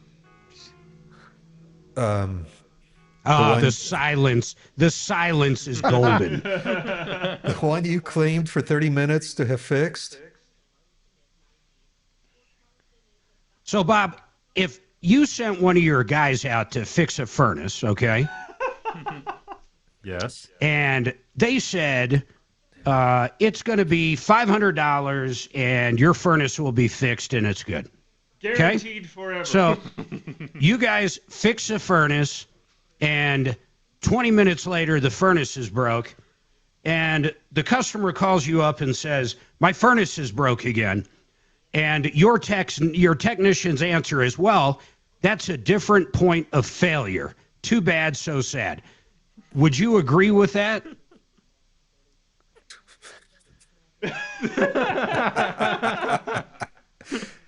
Well, let's see. Bob, this is not going to turn out well for you. Well, there's no right way to answer this. So he may as well ask, have you stopped beating your wife? If right. That's the challenge. We cannot foresee any additional problems. Okay, we but can if your technician, Bob, I'm sorry to interrupt, but if your technician told such person, it's going to be $500 and this furnace will never break again. And that's on a recording. You have that because Dragon happens to be recording this entire thing. In that case, we would take full responsibility. It's just like our tune-up. If you get a tune-up at the beginning of the season, if it breaks down at any time during the season, we give you your money back. We guarantee it for the season. Here's the correct way of posing that question. Bob, if your technician went out to replace a drive belt on an air fan and said, hey, we guarantee that this will never break again, this drive belt will never break again, and sometime later it breaks, it's pretty clear that you would go. It was pretty clear that you would take responsibility for replacing that belt. But if the compressor now seizes up, you're going to say, hold on, that's a totally different point of failure. That's said my microphone was fixed forever. Well, I said never to break again. Guaranteed never to break again. That's why words are so important. Yeah, that's why understanding is so important. Right? Now I can explain stuff to Mark, but Bob, unfortunately, I can't understand it for him. That's the weak link. That's the weak link. I'm putting up a poll. System. I'm putting up a poll right now. That's a great point. Yeah. They're not in the I may have to side with Dimitri on this. Oh, face, Mark. Hey, we'll ask our wonderful, beautiful, smartest people in the world, YouTubers. Yes. Can I listen to the recording? Because that's an inexhaustible source of knowledge. Bob, hey, Dragon, no BS. If he listened to the recording, what would he hear? He would hear Dimitri saying it's guaranteed never to break again. Okay, $100. Let's go. What day was it? I'll go. To 10 on Denver's talk station, 630 KHOW. 45 years strong, solving your problems, answering questions, taking complaints. This is the Troubleshooter Show. Now, Tom Martino. Hey, what is going on in your life? How can we help you? I ask this every day for 45 years, and we are going strong. Major Marc Mager at his home studio. I'm here in my home studio, and we are fighting for you, sometimes fighting with you if you rip people off. And by the way, we've all heard of payday loans, right? Well, I never heard of a payday loan that works with your employer, that actually has a program with your employer where you guys coordinate. So the employer tells the payday loan company how many hours you worked that day, and they report daily or weekly or whatever, and it makes the person's pay available to them immediately after they work the day. So they don't have to wait till payday, and they get to use the money, and then it's taken out of their pay to pay it back. Well, apparently one caller called us and said, well, I never signed up for this. People are taking money out of my account, and I never did it. So that's what we were trying to figure out, why money was being taken out of his account. And when we called over to his employer, which is a skilled nursing facility called the Heights Post-Acute, they indicated, D, I want to get it straight, they indicated Heights Post-Recovery. I don't remember seeing the word acute in their website. Okay. They indicated that they wanted to have their legal team look at this. Apparently, they might have basically signed him up, and he knew about it, and now he forgot about it. I mean, he might be a little confused about it. He might be confused. And by the way, I have to correct myself, Tom. You were absolutely correct. It is called the Heights Post-Acute. I was going by their email address. Yeah. That's why I was confused. It could be that he was confused, but then don't you think Nicholas would remember that he pocketed all this money, before he even got his paycheck? Yeah. So he said they took $1,100 from him. Yeah, $709 plus $484 over 2 paycheck periods. Yeah. So it seems like if he got that money every day, he would have remembered. He wouldn't be calling us to try to get it back. So, Tom, I did call Heights Post-Acute, the Heights Post-Acute, and I spoke with the administrator. His name is Samuel, and I told him why I'm calling. I said, look, this is what Nicholas told us. These are the allegations. We just want to get your side of the story. We want to make sure you can offer some corrections if there are any important omissions, such as, well, Nicholas got the money every day, so that's why we deducted it. He cut me off. He absolutely refused to discuss this matter. He said, hey, I'm familiar with this matter, but before I talk to you about it, I need to consult our legal team. He asked me to submit these questions in writing to him. He gave me his email address. I emailed him. I CC'd you so you can see what the questions are. So it sounds like Nicholas or his lawyer are going to get back to us and tell us what Heights Post-Acute has to say about this. Good. So we're on that. And as I said at the beginning of the show, way at the beginning of the show, we're here to really solve problems for you, to take complaints, to just really get and investigate for you. And that's really important because so many times you run up against brick walls and you don't know what to do. By the way, on the 27th, Vestera Turnkey is having another seminar for you if you're interested in the Vestera Turnkey way. That is becoming a landlord under their watchful eye, okay? And what they do is they help you acquire properties in hot markets. They help you own it because they help you buy it. And then they help you manage it, rent it out. They even do day-to-day activities if there are any for you. So basically, they're your nanny, I call them. Like they help you be a landlord. And then when it comes time to sell, they sell it. So they're having a seminar to explain the program Saturday the 27th. Here's where you sign up, mybiggestreturn.com. Vestera Turnkey Wealth Builders, it's mybiggestreturn.com. Make sure you sign up for that. I'll be there too. It's a good alternative. So many people are looking for different alternatives for investing, building wealth, just getting by in life. Speaking of that, I got Bob Logan with us. You want to talk about plumbing, heating, cooling, electric, and drains. We have some questions for him that I've put away. And we talked about lights flickering. Someone else texted me and said, Bob is absolutely right. It is not normal, although common. And it does tell you that you're having a problem with your electrical service and you need more service, basically. You just need more service. And you can upgrade a panel And in some cases, upgrading a panel can just take a day, right? Yes, most of our panel upgrades just take a single day to do.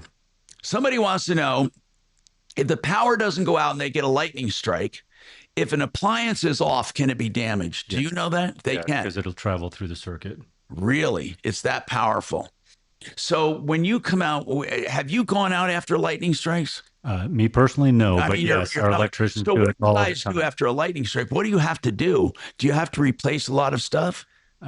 Many times, yes. Does it go? Does it ruin breakers and stuff? It all depends on how direct of a hit it is and what all is. I mean, yes. I mean, it could blow out several things throughout your house, including the panel itself. So, it all depends on the Now, circumstance. are there surge protectors? This person wants to know that can protect from lightning. It seems to me that'd have to be one hell of a surge protector. There is not, and we sell whole home surge protectors that go in your panel, and they range in prices depending on what you're trying to cover. But And nothing some of for them, nothing for some of them actually lightning, come with right? an insurance company from the manufacturer. But no, a lightning strike, it's not gonna prevent. Okay, electrical. Are you guys doing EV chargers? Do you put them in homes? We do, yes. So Yep. you have that whole division now that can do that? Yeah, I just had one of our electricians put one in my own home. My wife just got an AV, so we put it in our own. What'd she get? What'd she get? She got the GMC Hummer. It's a giant. My God. Oh it's my God, so- those are cool though. They got the crab crawl, right? They do. Tom drove it. Yes, it's crazy. Got a ton of power. It's a really beautiful vehicle, but again, it doesn't have the technology that the Tesla but that has. crab crawl, Yeah, that is wild. Nothing has the technology the Tesla has, and it's again, they say it all the time. Tesla's not a car company; it's a technology company. And they should do that. In fact, I don't necessarily think that the best cars. Yeah, but Bob, you can have your Tesla robot next year drive your GMC. That's very true. Can you I don't can you know tell what they're- Elon to hurry up with that? Yeah, and I don't know exactly what they're going to do, but we had a pretty good discussion on what they're going to do. I think that for most people, they're going to be cost prohibitive when you start thinking about it. I think for most people. Not compared. If you had to pay for long-term care for your parents or a kid or someone, and they have company, they get help showering, bathing, everything else for $30,000 or $40,000, and whatever that looks like spread out over 5 years like a car loan. I disagree. I think it's going to be way cheaper. You think it's going to be able to help, take care of somebody? That's ultimately, I'm going to have one at your house. So he's being funny here. Write that down for my lawsuit. Anyway, so yeah, he's harassing the hell out of me lately. So, but these robots supposedly will be task operated. Now, do we know, is Tesla the main one doing robots, or are there other companies that have announced they're doing robots? Didn't Honda do some robots way back? And I thought they had some pretty far. It kind of went the way of the old-fashioned Model T or whatever. But yeah, they sure did. It was a cute little sucker too. No, they had some really good dexterity as far as running and jumping and flipping. But it's all in the. It's not necessarily in the robotics themselves, but in the technology. That is where but Tesla it's shines. important that those fingers work perfect. Yes. The dexterity is very important when Yes. it comes to human care. And the technology. Again, the thing that makes the cars for Tesla so desirable is the technology. If you can get that technology in a Pulsar or something, if you literally can get that technology in another electric car, it would be really good. I mean, they could that would be an entire division. I gotta believe they're going to be doing that. They gotta be doing that where you can buy the Tesla package. Yes. Rob couldn't believe. Here's a guy that flies helicopters like literally all the time, and he couldn't believe the ease of use and the speed in my car yesterday. Couldn't believe it. Yeah, he says it throws you back in the seat. It goes so fast.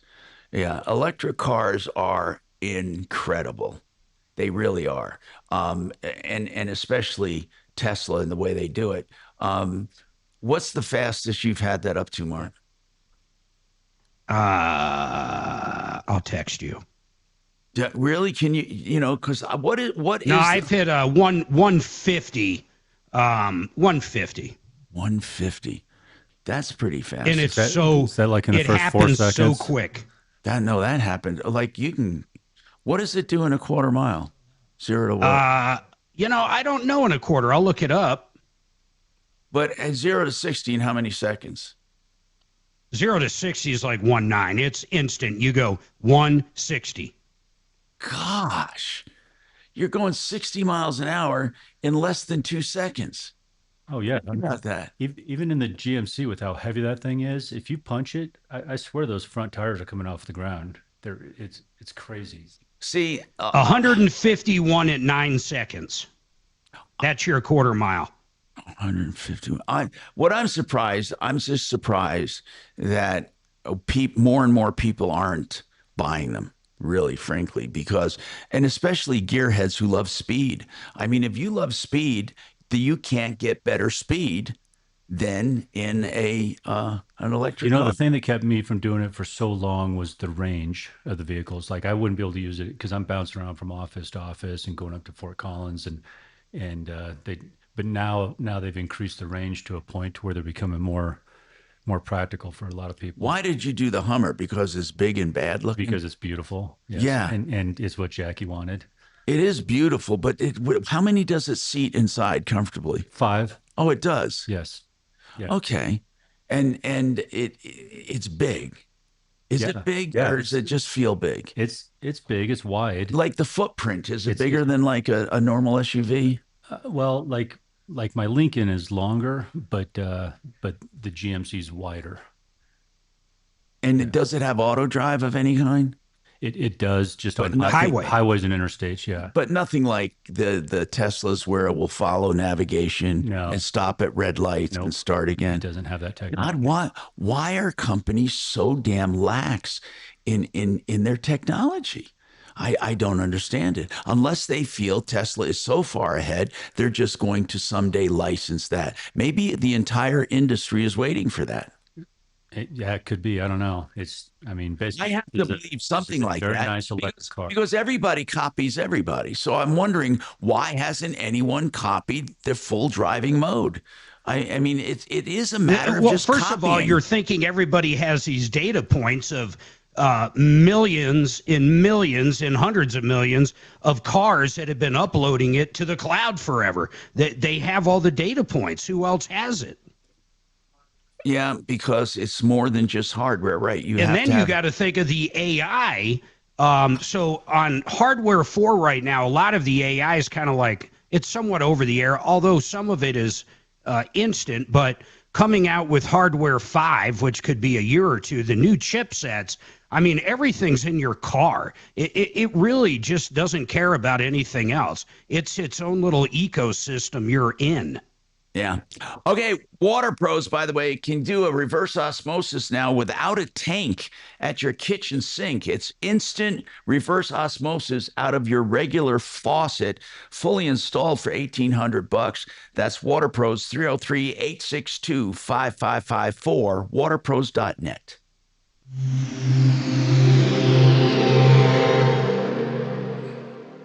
If you want unlimited talk, text, and data on a crazy fast network, Big Wireless will sell it to you right now for as little as $70 a month. Or you can buy it from Pure Talk for half of that.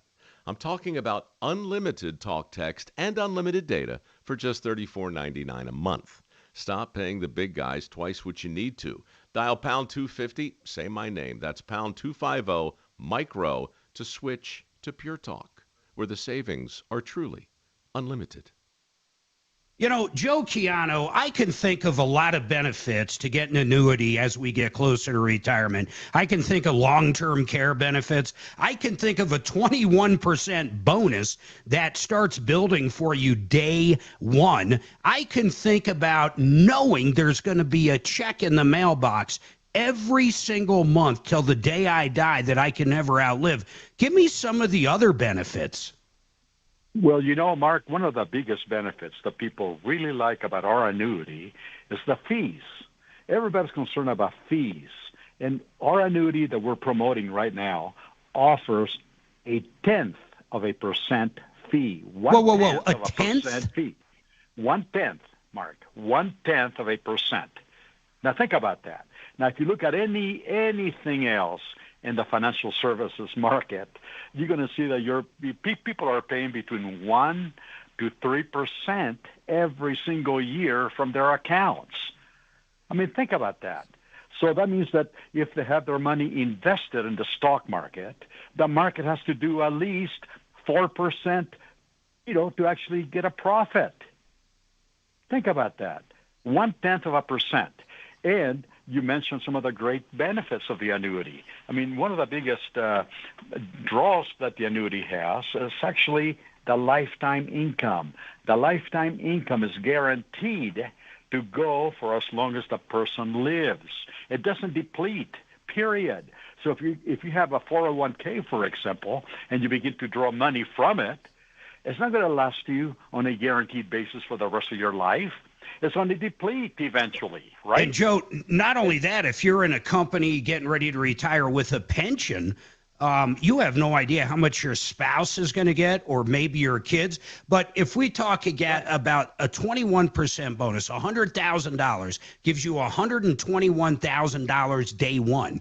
Tax deferred growth. Think about that. Then that long-term care multiplier, guaranteed lifetime income, guaranteed. It's really hard to talk about it without getting excited, to be quite honest. Here's what I want people to do. Reach out to my friend Joe Chiano, and I'll tell you why. You can tell him what you're thinking about. He's going to give you great advice, I promise you. But if you want a retirement where you're not worrying about what the stock market's doing every day, you got to give Joe a call. Go to mymoneymyway.com. It all starts there. mymoneymyway.com.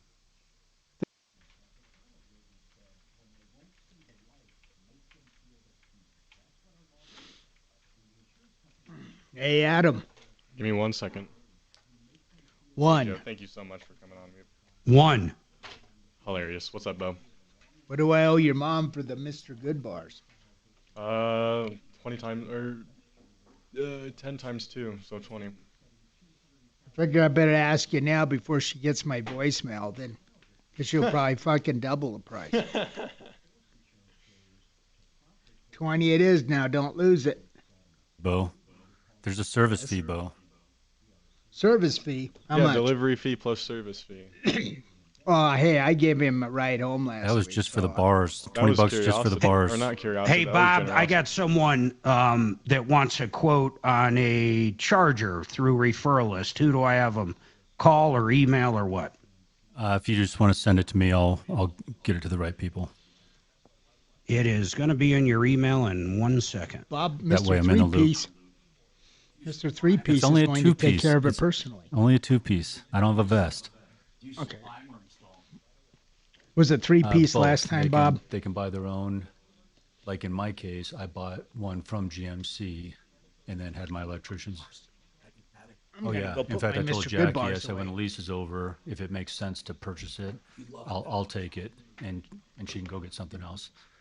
A lot of it will, I mean, you know, leases work, so it's all going to be technology dependent. dependent. Value, and then it also, if the technology is better, then we'll probably just turn it back in and get the car with a better technology, which is a pretty good chance it will be.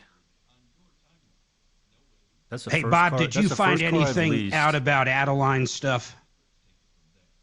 No, because I've been on this show called the Tom Martino Show. Got it. And I also forgot my computer, so I can't. Okay. Look it up Hey, right now. I understand. I will. I fully get it. Chop liver. Throw some crumbs down on the floor. And it's Adeline. Yes. Okay.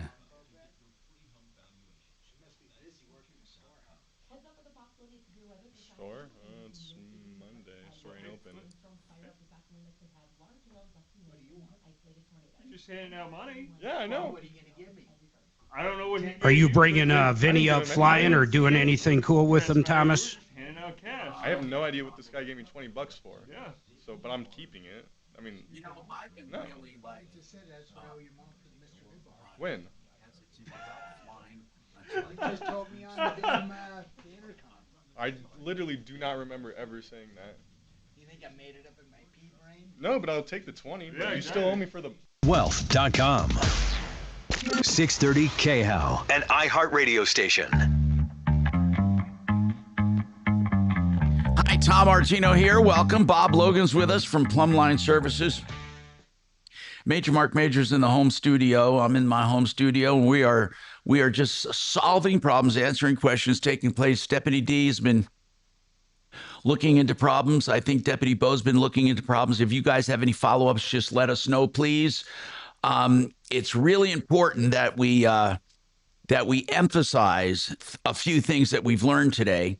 Again, buying a vehicle long distance is a major risk. It's almost impossible to check out people online because they can put up such a false front. You don't know that you're really checking out a real place. The only time I would deal with a place is if it's brick and mortar, it's been around for years, and it has a reputation, like it's a real dealer. Like I bought my car from a real dealer that happened to have an online presence.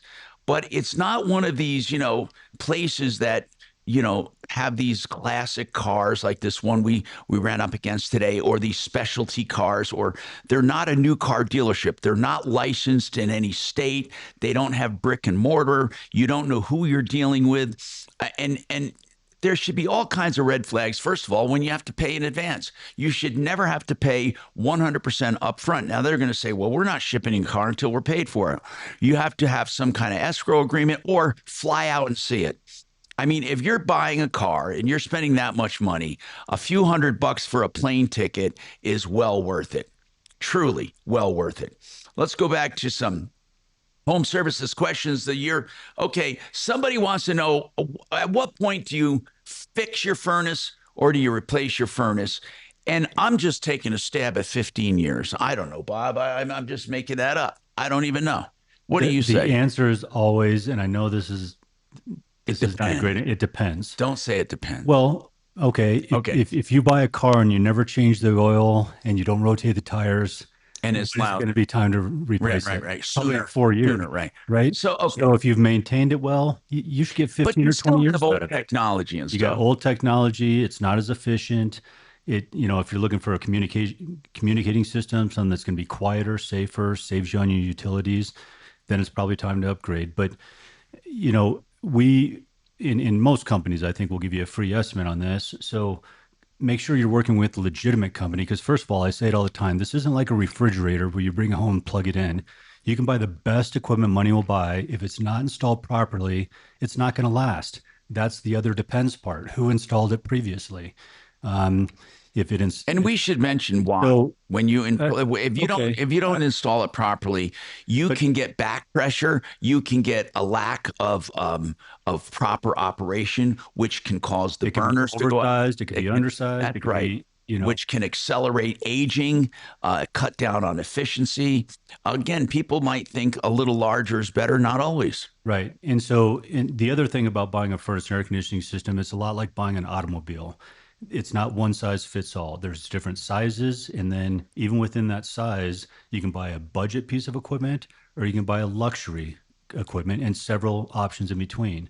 So, but is technology really changing every year now or not? Really? Come on. Every year it changes. And requirements change too. Colorado just followed California with low NOx furnaces. And they're not necessarily better. They're not necessarily better. And there's still a question on whether they're going to be as good, but they burn more efficiently, and because of that, it's better for the emissions. But it doesn't mean it's going to perform any better.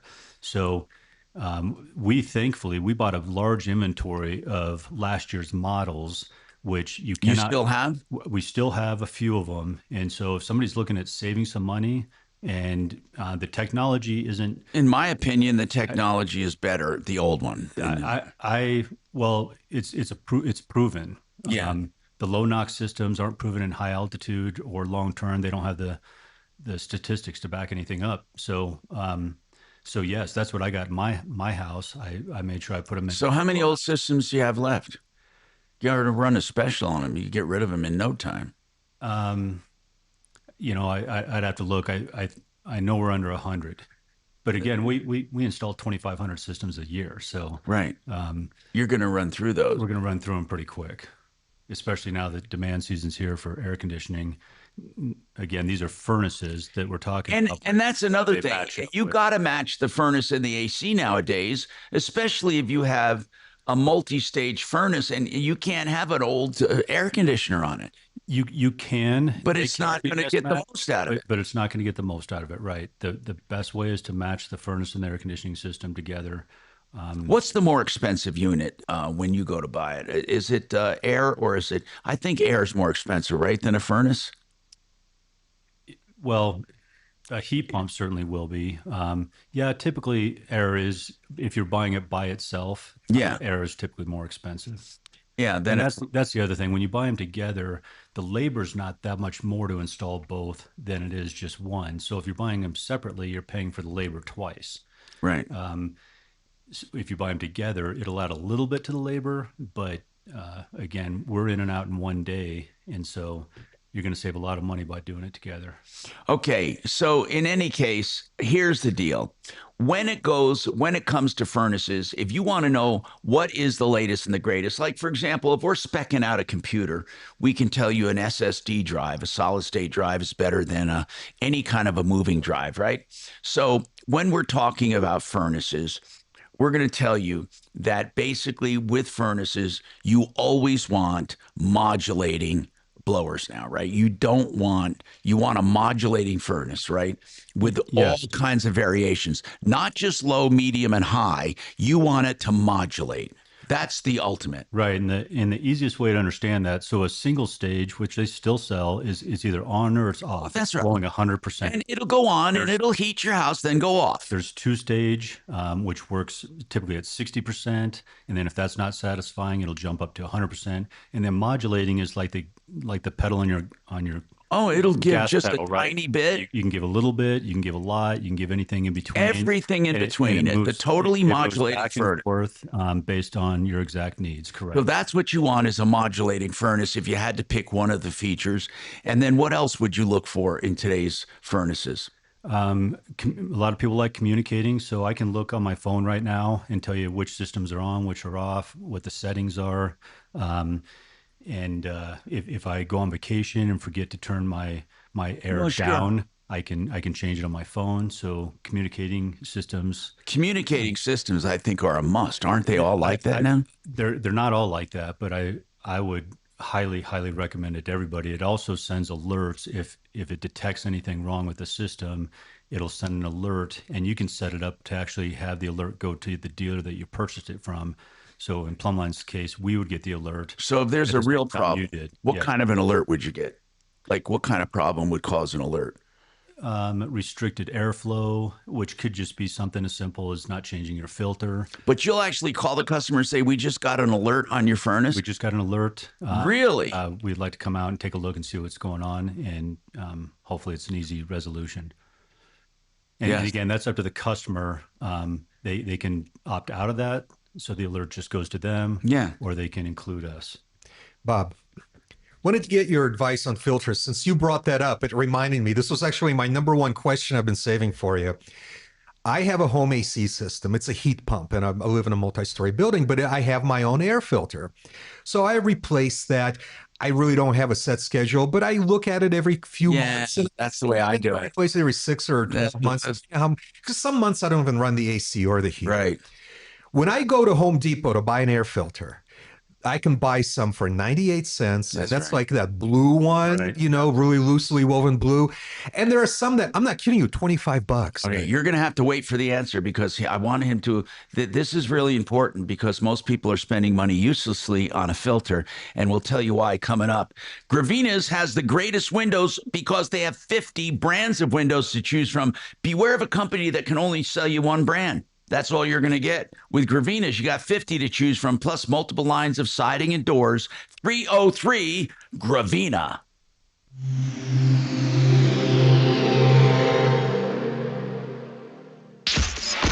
KRFX HD2 Denver. KHOW Denver, an iHeart radio station. Ryan Schuling, Tom Martino, Michael Brown Reloaded, and Dan Kaplis. This is Denver's talk station, 630 KHOW. Now, Impact Traffic.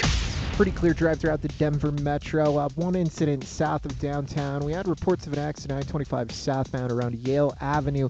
Looks like it might have cleared up with some brief stop and go as traffic returns to normal. For folks heading to DIA I-70 eastbound, slower speeds between Havana and Pena Boulevard, about 5-minute delay there. And leaving DIA Pena outbound, some stop and go between Tower Road and 56th. With traffic, I'm Mark Swan. This report is sponsored by The Rogue Recap with Linda McLaughlin. Hey, if you're looking for news you can't get anywhere else, then you're a lot like me. I started the Rogue Recap because I wanted to talk about things I just wasn't hearing. So join me on my podcast, Rogue Recap with Linda McLaughlin, anywhere you listen to podcasts. Can't wait to see you there. One thing I can tell most investors who have a nest egg, you are in a generic portfolio. I don't know why you would want that, but that's what you're in about 98% of the time. With Martino Capital, you are in a portfolio that has been selected specifically for you, right down to your age, the amount of money you have, your taxable situation, number of kids, risk tolerance, so many factors that we match with our algorithms to you. And then we go out and hand select securities for your portfolio, and we babysit and rebalance them every single month. You are unique, literally unique, and I don't think many can say that. So why don't you have a look and see what we mean and see the level of service you get with Martino Capital? I've been serving consumers for 50 years, and now I'm turning my attention to a registered investment advisory firm, my own, martinocapital.com, 303-771-HELP.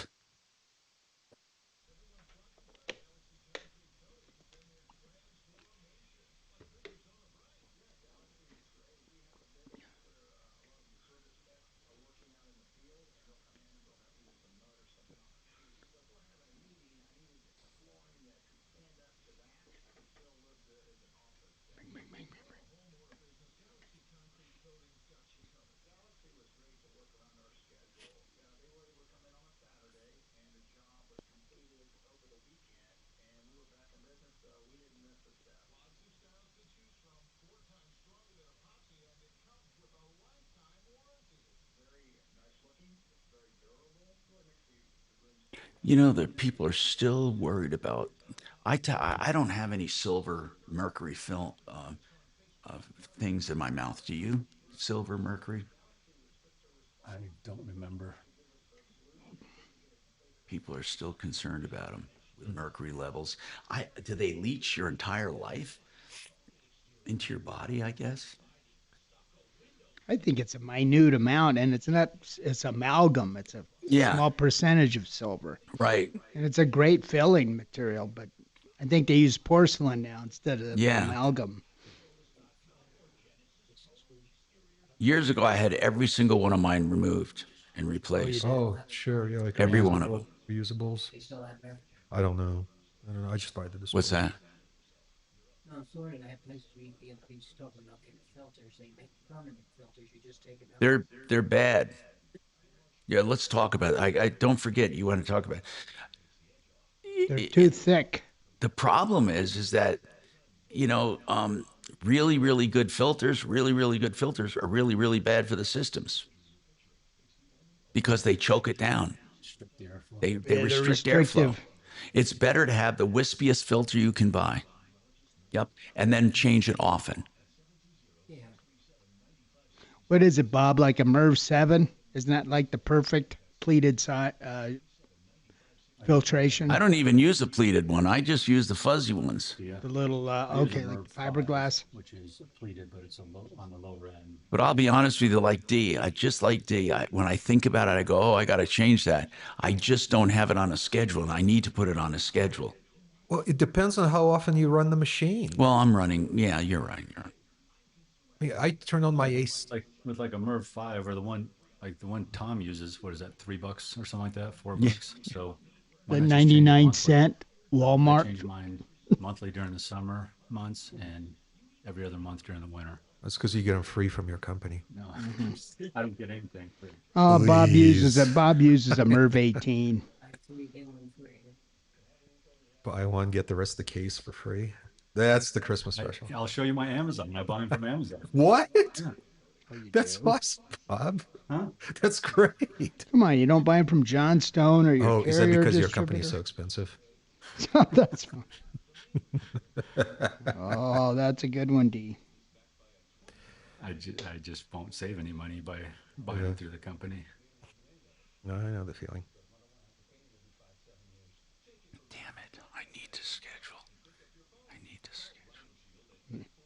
What are you going to schedule, Tom? I need to schedule this iron infusion before too long, and they keep telling me this. That they're supposed to have it on my portal, but they're not. It's got to. Unfortunately, they have to do it like an infusion over a whole day because you only absorb very little of it. So they have to do it over a very long period of time, and it's like they do it with the chemotherapy people, which sucks because that's PTSD for sure. Would it help if you just swallow some washers? Yeah. Yeah. How about those big iron pills? Some rusty washers? Some.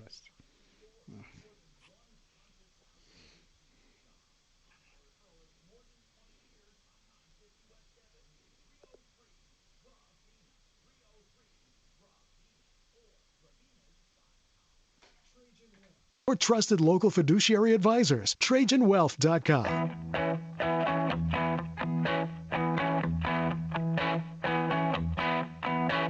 Hi, Tom Martino here. Bob Logan from Plumline Services, plumlineservices.com. Plumbing, heating, cooling, electric, and drains, Bob. People want to know about dual fuel, the benefits, and some of the... I think that we do have some drawbacks with dual fuel, don't we, or not? Or do you think it's all positive? How do you feel? And by the way, for those listening, dual fuel in Colorado means gas and electric. Right. So the push is to take everybody to a heat pump rather than an air conditioning system. And basically... You mean rather than a furnace system? Right, rather than a furnace, I'm sorry. And so, or an air conditioning system. So the furnace acts as an air handler with a heat pump system. It's just moving air. That's all it's doing. It's not firing up like your normal furnace. The heat pump is outside, and it works just like an air conditioner, but in reverse. Mm-hmm. So an air conditioning system pulls heat out of your house. It doesn't blow cold air into your house. It pulls heat out of your house.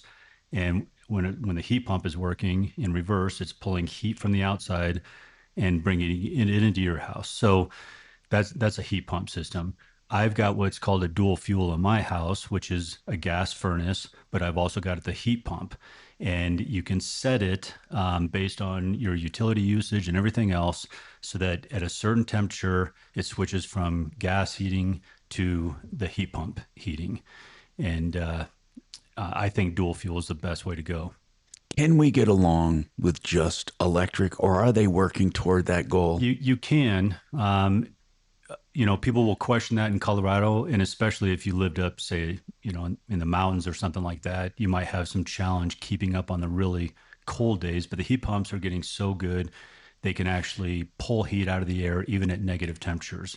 So let's say you're five degrees below zero, there's still heat outside that the heat pump can pull back into the house and heat your house. Now, will it keep up to the levels you want it to? Probably in the Denver metro area, yes. Somebody said Bob was going to tell us about furnace filters. Thank you. Thank you for keeping me on track. Furnace filters. Yeah, so there's such a wide variety of furnace filters. Most people are familiar with just the 1-inch filter they put in, but again, you've got You got the really cheap filters. You got pleated. And then you got pleated. And within those pleats, you've got super pleated, which are, they advertise for allergens and things like that. The challenge with those is that they're called MERV levels. And when you get into higher MERV levels to take all the allergens out of the air, it restricts the airflow. And especially with an air conditioning system, airflow is extremely important. It is for a furnace as well, but especially during the air conditioning season. So you want to be careful on using those. I personally use a MERV 5 in my house, and I change it out every month. Yeah, because it's wispy, right? Or it's not. It's still a pleated filter. Oh, but, it is. But it's not. It's not as tight as the. I use the ones you can see your hand behind them. Yeah, and that's fine too. But again, that's only going to take out the larger, like animal hair and things like that. It's not going to take out any allergens or anything like that. And so there's other options. There's electronic air filters.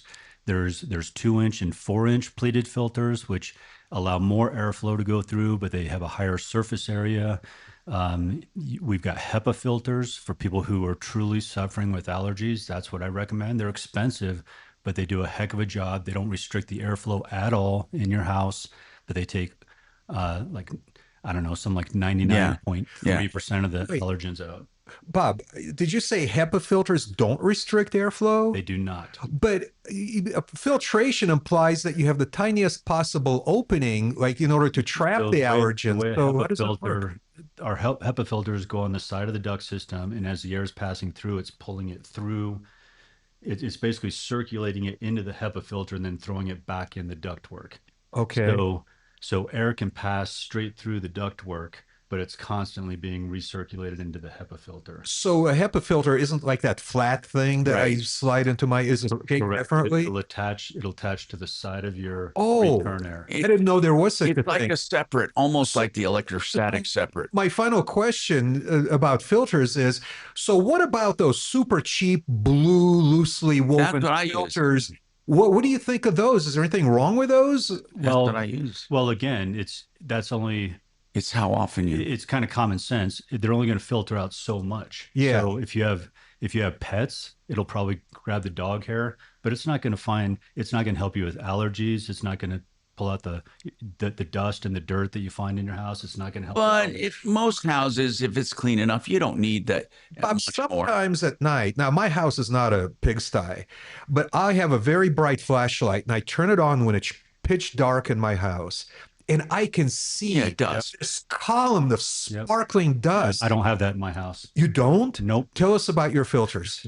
I got a HEPA filter. I got what's called a GPS unit, which basically attaches to the particles and tells them to fall to the ground. Is that an electronically charged thing? Yes. So, do you offer that as a retrofit to existing systems? We do. You can put them on any system. Oh, Bob, roughly speaking, what should a guy budget for something like that? Just a HEPA filter. $3,500 to $4,000. That's a lot of money for a GPS. I think they're just under $1,000 right now. Did you have to have both, or can you start with a GPS? They're two completely separate systems designed for two completely separate. And that column of sparkling dust that I see in the flashlight beam, is that common, or is it because my house is unusually common? It's common for people who use cheap filters. Yes. Oh, great! Thanks, Bob. Yeah. Yeah. And but so you're breathing that in. So either you have a good filter or you are the filter. Okay, we gotta take this quick break here. So David, what is your question real quick? We'll answer it after the break. What's your question, sir? Do you have to have a low NOx furnace in Colorado, and is there a difference between ultra low NOx and just low NOx? All right, hang on, and we'll come right back to you. I promise. Listen, if you want, you can hang up or just hang on. We got more right after this. I hope we have a couple seconds to answer that. Now, My impact fault. traffic. Okay, so Pretty clear drive throughout the Denver metro. you can One find incident some south of stuff you don't downtown. We had reports of an accident Yeah, on so 25 as of southbound around January Yale 1, Avenue. they Looks like it cannot might have be cleared up with some sold brief by stop and go as the traffic returns to manufacturers normal. in Colorado. For folks heading to DIA If they're I-70 in stock, eastbound if slow they're speeds already- between if they've Havana and already Pena been Boulevard, about purchased, 5 we can minutes put delay them there. in. So And the ones that we leaving purchased, DIA right, Pena 'cause we knew this outbound, was coming. some stop and go between Tower Road and 56. we can With install. traffic, I'm Mark Swan. Okay. This report is sponsored by the Rogue Recap with Linda McLaughlin. Hey, if you're looking for news you can't get anywhere else, then you're a lot like me. I started the Rogue Recap because I wanted to talk about things I just wasn't hearing. So join me on my podcast, Rogue Recap with Linda McLaughlin, anywhere you listen to podcasts. Can't wait to see you there. Frank Duran, therealestateman.com. I love Frank as a person, as a real estate broker, whether you're buying or selling. He is so skilled, 30 years experience. And here's what he's doing for people. Free market analysis of their home, what it will sell for based on the comps, the neighborhood, supply and demand, interest rates, all of that in a detailed report to let you know what you can sell your home for, what you will clear, net, and then what you can afford to buy if you want. This is all free of charge, honest to God. Frank Duran, therealestateman.com. Before you list, get intelligence. That's 303-920-1622.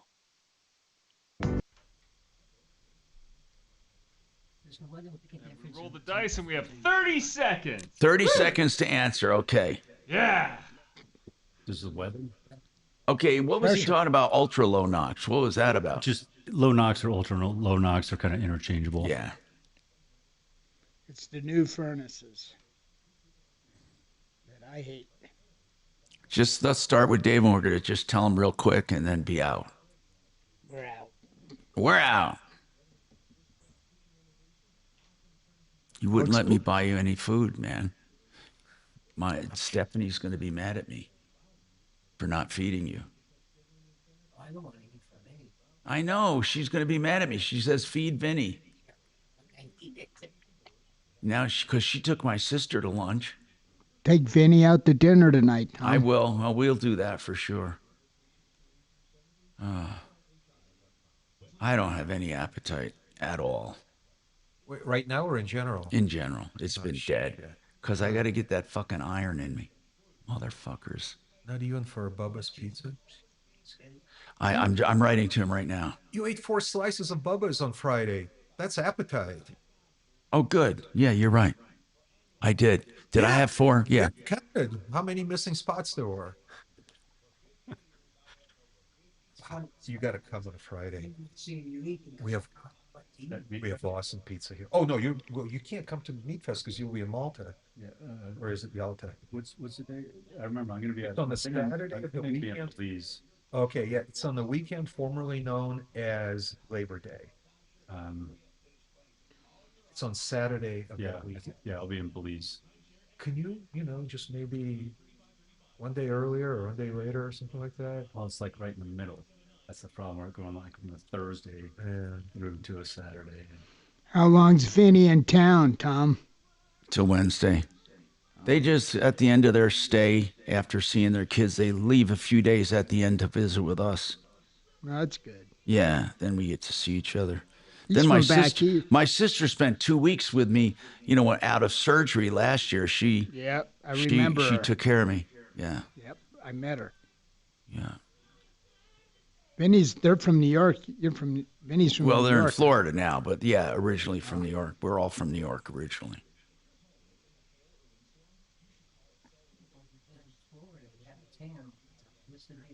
Yard work. Wow. And I went to the Rockies game yesterday, and it was a scorcher for the first 3 innings. It was so hot. Then the rain came, then the clouds came, and then the Brewers started lighting up their bats, and we lost 12-3 or something. So, Bob, if I start getting better filters, I better change them much more often. Right, that's right. If you get that they're bad filters more often. They're collecting more Yeah, stuff. exactly. Bad filters more often. Yeah, exactly. So I'm going to start getting good filters. Yeah, they're Good not filters? They're not that much. You don't mean like good thick filters. No, just better than the cheap shit that I use. Do you use the fiberglass filters? Filter now. I guess you could. You are. If you don't have a water filter or a good air filter, you are the filter. Well, Good way to I put it, drink Bob. bottled water, but just for the microplastics. But the benefit is I don't have to drink tap water.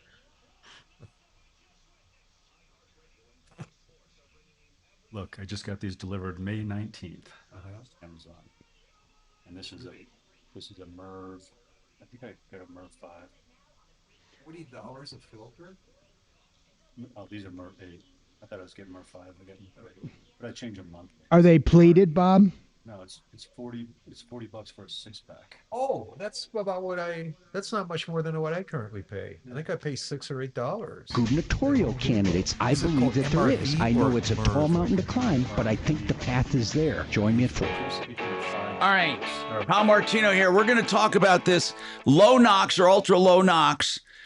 They're required. They're not better necessarily in technology for heating your home.